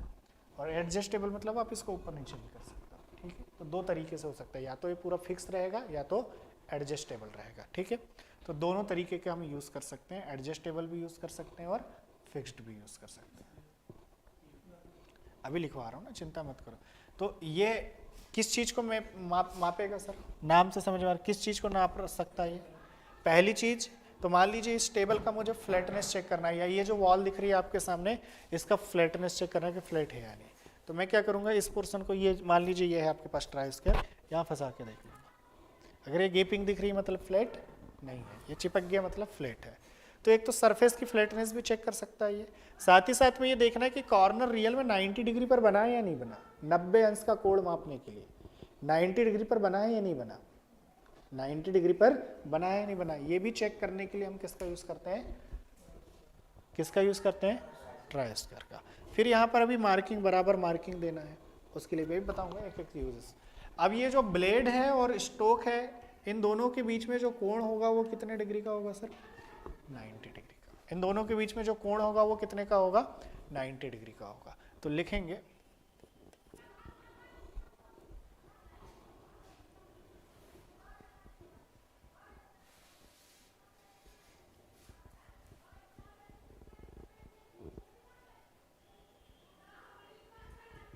लिखो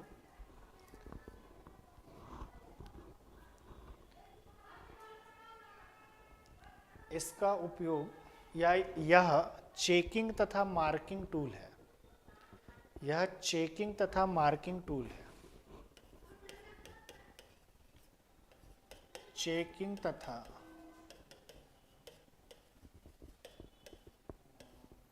मार्किंग टूल है, चेकिंग तथा मार्किंग टूल है। अब ध्यान दो, आपके उपयोग है, आपकी इच्छा, आप इसको इस स्टोक को, इसको भी बेस बना सकते हो या इसको भी बेस बना सकते हो, दोनों को आधार बना के नाप सकते हो, कोई भी चीज है ना। तो लिखो इसके मापन के समय ब्लेड या स्टोक, इसके मापन के समय ब्लेड या स्टोक, ब्लेड या स्टोक दोनों को आधार सतह बना सकते हैं। लिखना इंग्लिश में, पहला लिख लिया, it is a checking and marking tool during measurement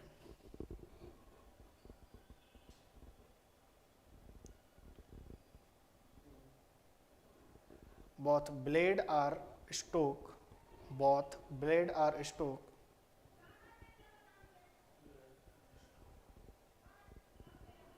assume as a reference surface, assume as a reference surface,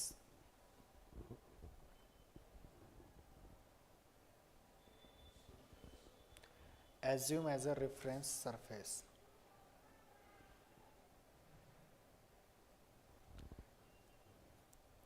uses लिख लें इसके, पहला मैंने क्या बताया, 90 डिग्री का एंगल को मापने के लिए, है ना। तो लिखो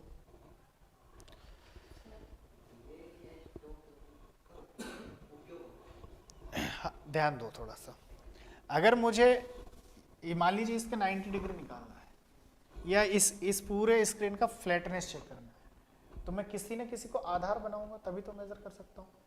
तो मैंने बोला कि सर यहाँ की फ्लैटनेस चेक करना है, तो ये इधर लगा दिया मैंने स्टोक, यहाँ लगा दिया स्टोक, ये आधार है, और इससे मेजर कर रहा हूँ, इससे मेजर कर लिया, तो मेरा आधार अभी क्या हो गया, स्टोक, स्टोक को आधार मान के बना रहा हूँ।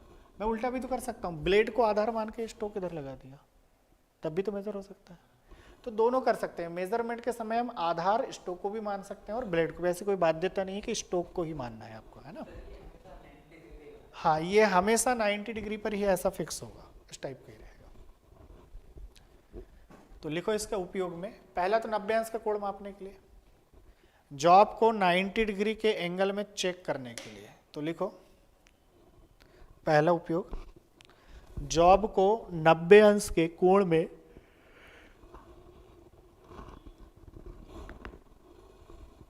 चेक करने के लिए।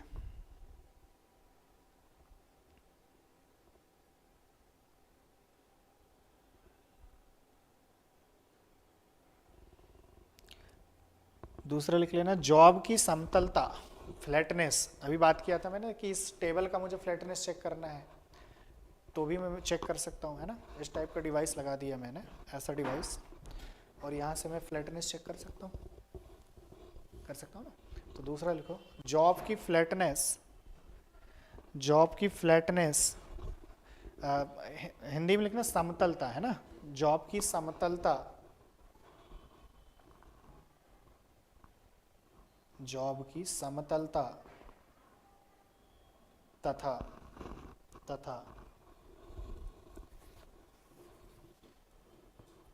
वर्गाकार job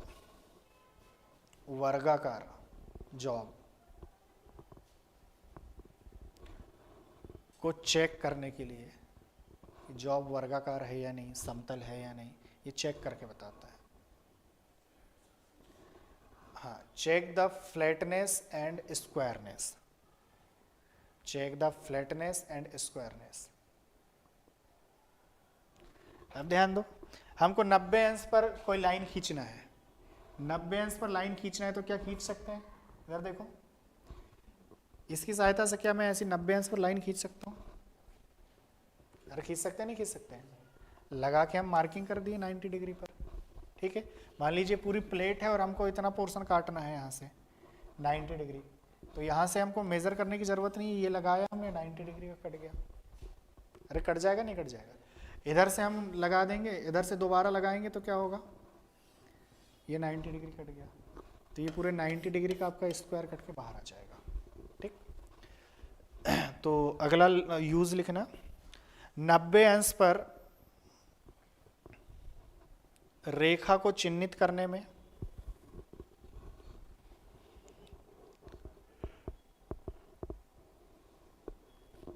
line marking eight 90 degree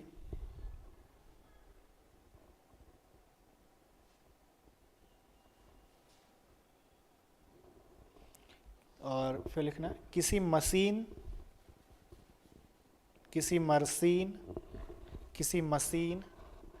vice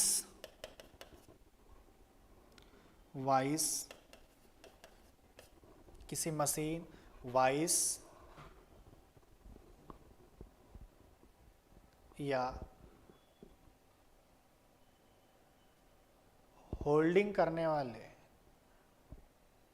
holding मतलब क्लैंप, होल्डिंग मतलब उसको जमा के रखने वाला है ना, तो होल्डिंग करने वाले उपकरण को 90 अंश पर सेट करने के लिए, 90 अंश पर सेट करने के लिए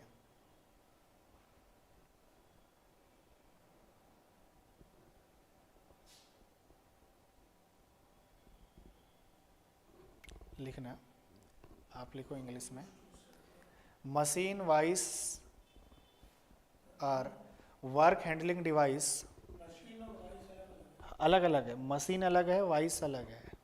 machine vice and work handling device set at 90 degree, set at 90 degree.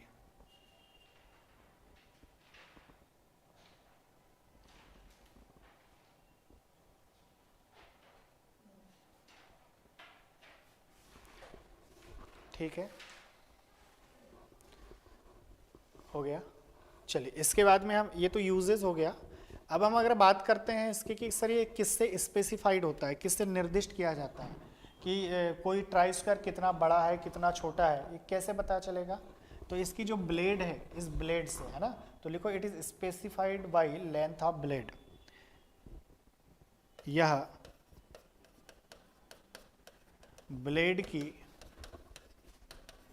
लंबाई द्वारा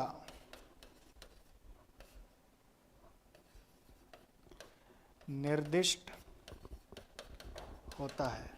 it is specified by length of blade, it is specified by length of blade. तो इसकी परिशुद्धता, लीस्ट काउंट कितनी होगी?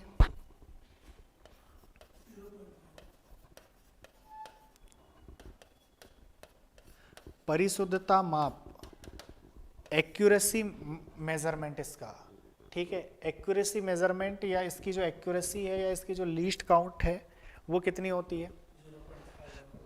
नहीं, 0.5 mm नहीं होता। ये तो लीस्ट मतलब ये फ्लैटनेस को बताता है ना, किसको बताता है? ये फ्लैटनेस को बताता है कि ये सतह बिल्कुल फ्लैट है या नहीं है। तो सतह का फ्लैटनेस चेक करने के लिए ये जो लगभग है 0.002 mm कितने में? प्रति 10 mm में, प्रति 10 mm रहती है। मतलब 10 mm की लंबाई में ये मिनिमम से मिनिमम कितना नाप सकता है? 0.002 मिलीमीटर। मीन्स यहाँ जो इधर देखो, ये टेबल पर मैंने अगर ऐसा इस डिवाइस को लगा दिया तो यहाँ से लेके 10 सेंटीमीटर की लंबाई में इन दोनों के बीच में मिनिमम गैप कितना रह सकता है? 0.002 का। ठीक है, 0.002 का गैप रह सकता है, मतलब लगभग नहीं के बराबर। पूरा चेक कर देगा, पूरा फ्लड बता देगा। तो 0.002 मिलीमीटर किस पर? प्रति 10 मिलीमीटर। मतलब 10 मिलीमीटर की लंबाई में इसका जो शुद्धता माप है वो कितना है? 0.002 मिलीमीटर का। चलिए अब इसके हम टाइप्स की बात करते हैं। अच्छा, इसका साइज क्या होगा? साइज क्या होगा? साइज क्या होगा? तो ये 100 mm की हो सकती है ब्लेड, 150 mm की ब्लेड हो सकती है, 200 mm की ब्लेड हो सकती है। ठीक है, ये साइज के फॉर्म में चलता है। अब इसमें जो है ये दो टाइप्स के होते हैं, एक होता है फिक्स्ड और एक होता है एडजस्टेबल।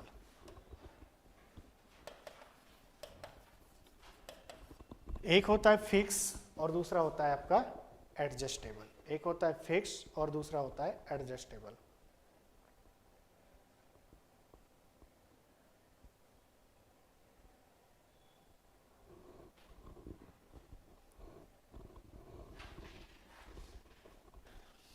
देखो इधर, जो फिक्स वाला है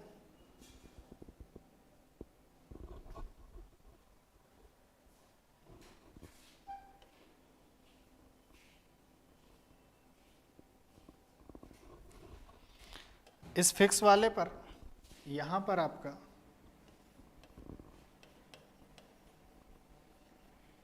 हेडलेस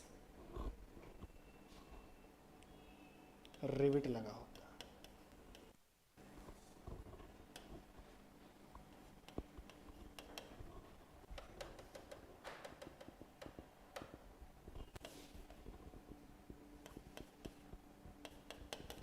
हेडलेस रिविट रहता है,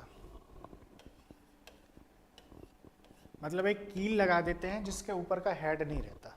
ठीक है, एक कील लगा देते हैं जिसके ऊपर का हेड नहीं रहता। ये ब्लेड है, ये ब्लेड है और ये क्या है आपका स्टोक। और जो फिक्स्ड होगा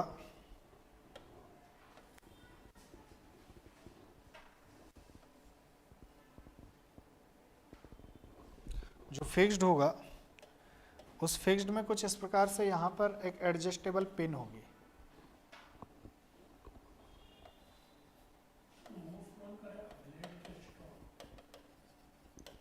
एडजस्टेबल पिन होगी, बता रहा हूँ एक मिनट। ये पिन से हम इसको एडजस्ट कर सकते हैं। और ध्यान रखना, यहाँ पर रहता है खांचा। यहाँ पर क्या रहता है? खांचा रहता है। तो ये खांचे के अंदर ये जो ब्लेड है वो ऊपर नीचे हो सकती है। हाँ, यहाँ पर ये लिखा है ना एडजस्टेबल पिन, तो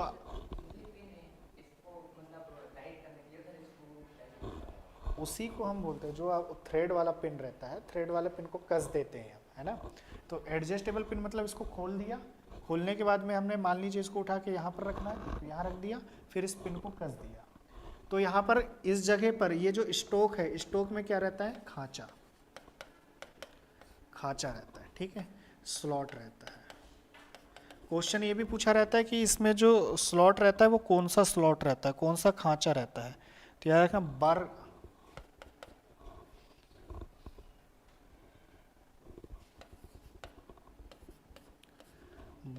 स्लॉट होता है इसमें। हाँ, बर शेप का स्लॉट होता है। ठीक है, बर स्लॉट रहता है। आपको क्वेश्चंस क्या पूछ सकता है? वर्क नहीं, बर ही बोलते हैं उसको, BUR, बर वाला। ध्यान दो, आपको क्वेश्चन क्या पूछेगा? एडजस्टेबल ट्राई स्क्वायर में स्लॉट या ग्रू या खांचा किस पे बना होता है? ब्लेड पर या स्टॉक पर? स्टोक पर कौन सा खांचा होता है? बर वाला, ठीक है, बर स्लॉट होता है। सर इस पर क्या लगाया जाता है? तो एक एडजस्टेबल पिन होती है और यहाँ पर क्या होता है? हेडलेस रिविट लगा होता है, ठीक है। क्लियर है इतना? अरे क्लियर है बाबा, ठीक। आगे चलो।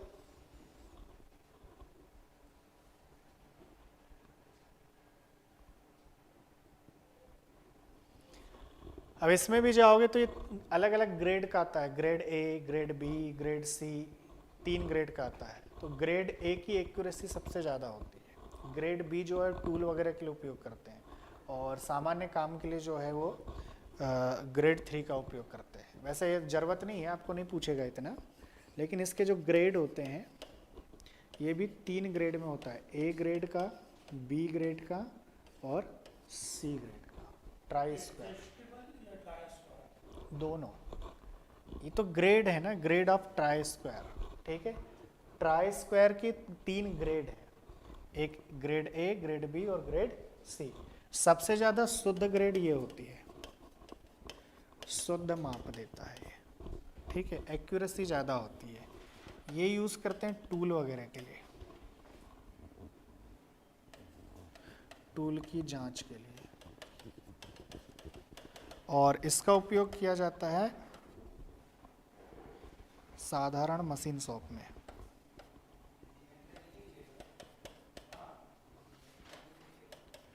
मशीन शॉप में तो अगर ऐसा ग्रेड से कोई क्वेश्चन आता है कि भैया कौन से ग्रेड का ट्राई स्क्वायर सबसे अच्छी शुद्ध माप देता है, तो वो कौन सा है आपका?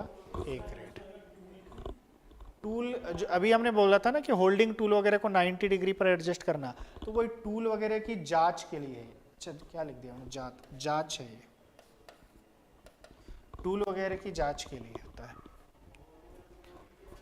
टूल वगैरह की जांच के लिए है।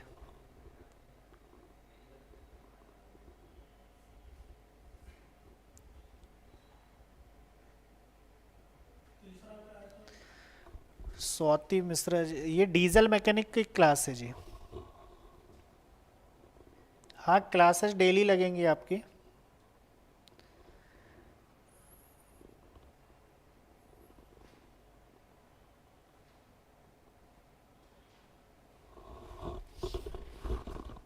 हो गया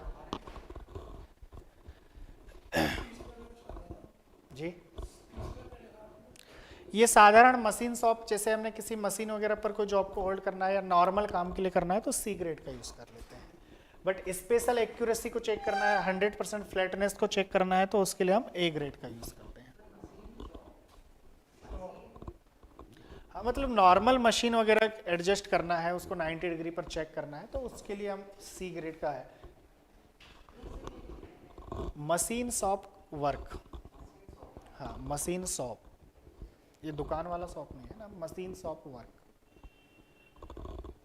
सामान्य मशीन शॉप वर्क के लिए सी ग्रेड का यूज कर लेते हैं। हो गया इतना?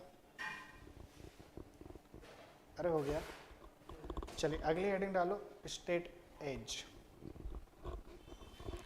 अगली हेडिंग डालो, straight edge. Straight edge, straight edge लगभग ये भी फ्लैटनेस चेक करेगा। स्टेट एज, स्टेट एज, घर पे आपने वाइपर देखा है? जो लोग आईटीआई वाले उन्हें खैर प्रैक्टिकल किया होगा, लेकिन जिनने नहीं देखा उनको बता रहा हूँ।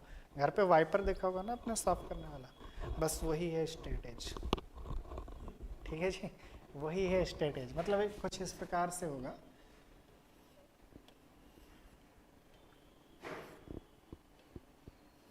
इस टाइप से चलता है ना, समझ में आ रहा है? वाइपर वाला पोर्शन इस टाइप से चलेगा, है ना। या फिर आप ऐसा देख सकते हैं कि ये वाला पोर्शन, तो ये भी कहीं ना कहीं किस चीज़ को चेक करता होगा? फ्लैटनेस को। इस सरफेस का फ्लैटनेस चेक करना है। जैसे मान लीजिए आपने देखा होगा किसी, मान लीजिए डामर रोड बन रही है, उस डामर रोड पे ऐसा फ्लैटनेस चेक करने के लिए निकालते हैं, है ना। तो उसी प्रकार से हमारे जॉब में भी तो फ्लैटनेस चेक करना पड़ेगा, या फिर इसको पूरी खरोंचन को बाहर निकालने के लिए फ्लैट बनाना है। मान लीजिए कहीं पर छोटे छोटे डॉट्स हैं, उन डॉट्स को फिल करना है, तो हमने एक बुरादा लाया और इस टाइप से खींच के निकाल दिया तो वो प्लेन हो जाएगा। तो उन कामों के लिए हम किसका यूज़ करते हैं? स्ट्रेट एज का। तो स्ट्रेट एज पे लिखिएगा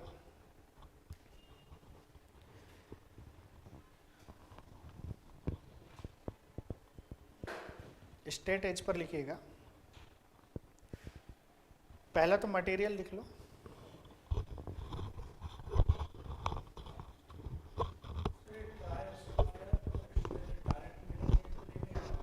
किस पर? सब पढ़ा तो दिया हूं मैंने। ये इसका एक्चुअल में फ्लैटनेस निकालता है, या फिर जैसे मान लीजिए कोई गर्म लोहा वगैरह है, पिघला गया, अब उसको हमको आगे खींचना है, तो उसके लिए आप क्या करोगे? सेम फ्लैटनेस लेके आना है। या फिर मैंने अभी बोला ना कि नीचे छोटे छोटे रफ सरफेस है, छोटे छोटे होल वगैरह हैं, तो आपको उसको किसी बुरादे या पाउडर से फिल करना है। तो आपने एक जगह पाउडर लगाया और उसको खींच दिया, तो जहाँ खाली जगह थी वहाँ पर वो जो होल, छोटे छोटे होल थे, वहाँ पाउडर आ गया और बाकी सरफेस पूरी प्लेन होती हुई चली गई। जैसे मैंने अभी किसका एग्जांपल बताया था? रोड बन रही है, रोड में एक जगह हमने डामर लेके आए और उसने क्या करा? स्ट्रेट एज से चालू कर दिया, तो पूरा फिल करते हुए आगे बढ़ गया। उसी प्रकार से मान लीजिए आपके पास में कोई गर्म लोहा या पिघली हुई धातु है, उसको आपको खींच के बराबर लेके आना है, तो क्या करोगे आप? स्ट्रेट एज फंसाया, खींच के बराबर कर दिया। तो स्ट्रेट एज भी लगभग चेक करता है, या ये कैलकुलेशंस के लिए होता है। लिखना ये हाई कार्बन स्टील का बना होगा, मटेरियल जो होगा इसमें हाई कार्बन स्टील का होता है। और कहीं कहीं पर जो जनरल पर्पस के लिए है, ध्यान देना, जनरल पर्पस के लिए होगा तो ये आयरन का भी बना सकते हो आप, लोहे का भी बना सकते हो, लोहा का भी बना सकते हो, हाई कार्बन स्टील और लोहा का बना सकते हो, हाई कार्बन स्टील या लोहा का बना सकते हो।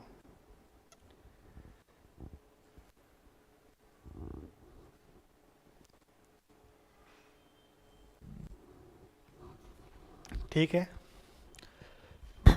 अगर आप हाई कार्बन स्टील का बना रहे हो तो इसकी जो लेंथ होगी वो लगभग 2 मीटर के आसपास होगी, और अगर आप आयरन का बना रहे हो तो वो 3 मीटर तक बना सकते हो। यूजेस लिख लें, काम क्या करता है ये, यूजेस लिख लें।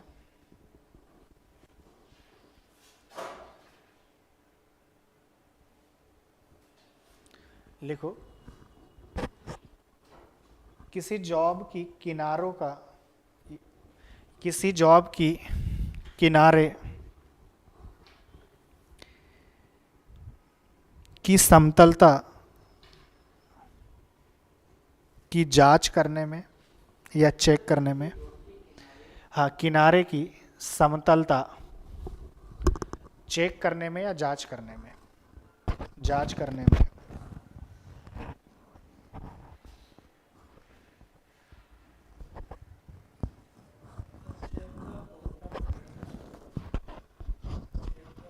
हाँ, चेक द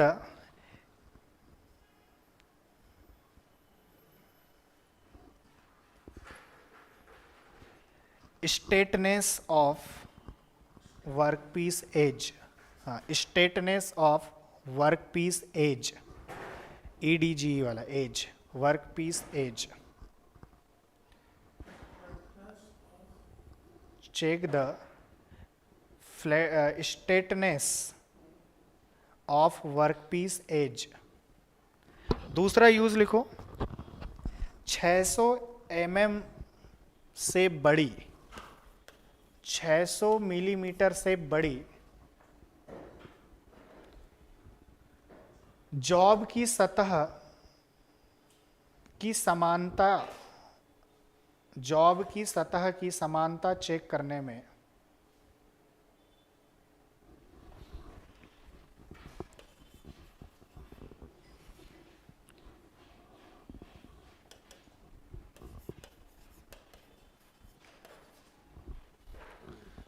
अगला लिखना, लेथ बेड की समानता चेक करने में, पहले हिंदी वाले लिख लें, लेथ बेड की समानता चेक करने में। इसका 3 यूजेस हैं। पहला यूजेस हमने क्या देखा कि किसी भी वर्क पीस की ये जो साइड वाली एज है उसकी फ्लैटनेस बताने में, साथ में अगर कोई 600 mm से लंबी 600 mm से लंबी कोई सरफेस है उसकी फ्लैटनेस बताने में, और तीसरा लेथ बेड की समानता निकालने में, लेथ बेड की समानता चेक करने में, लेथ बेड की समानता चेक करने में। इंग्लिश वाले लिख लें, फर्स्ट लिख लिया, सेकंड लिखना, check the flatness of long job, check the flatness of long job, bracket में लिख लेना more than 600 mm,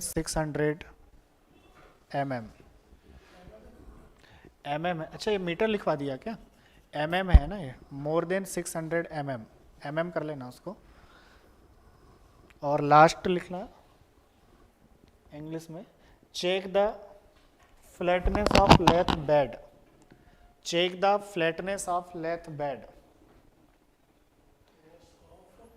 lathe bed, bed bed, lathe machine का बेड नीचे वाला, BD बेड।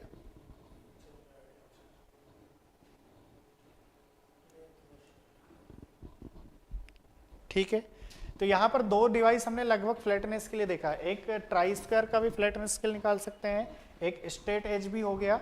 इसके बाद में एक फ्लैटनेस से ही रिलेटेड एक डिवाइस और है जिसके बारे में मैं चेक करने वाली डिवाइस का नाम है, अगली स्टेट देखना, सरफेस प्लेट, है ना। यूजेस के आधार पर मैं इनको साथ साथ में लिखवा रहा हूँ ताकि आप को रिलेटेड कर सके।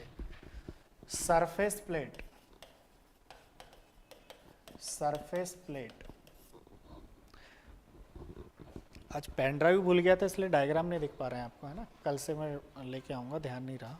सरफेस प्लेट, आज टाइम हो गया है, आज के लिए बस इतना ही। नेक्स्ट हेडिंग हमारी क्या है, सरफेस प्लेट, इसको हम कल देखेंगे, ठीक है। कोई डाउट हो तो पूछ लीजिए। ऑब्जेक्टिव मैं दे दूंगा ना आपको।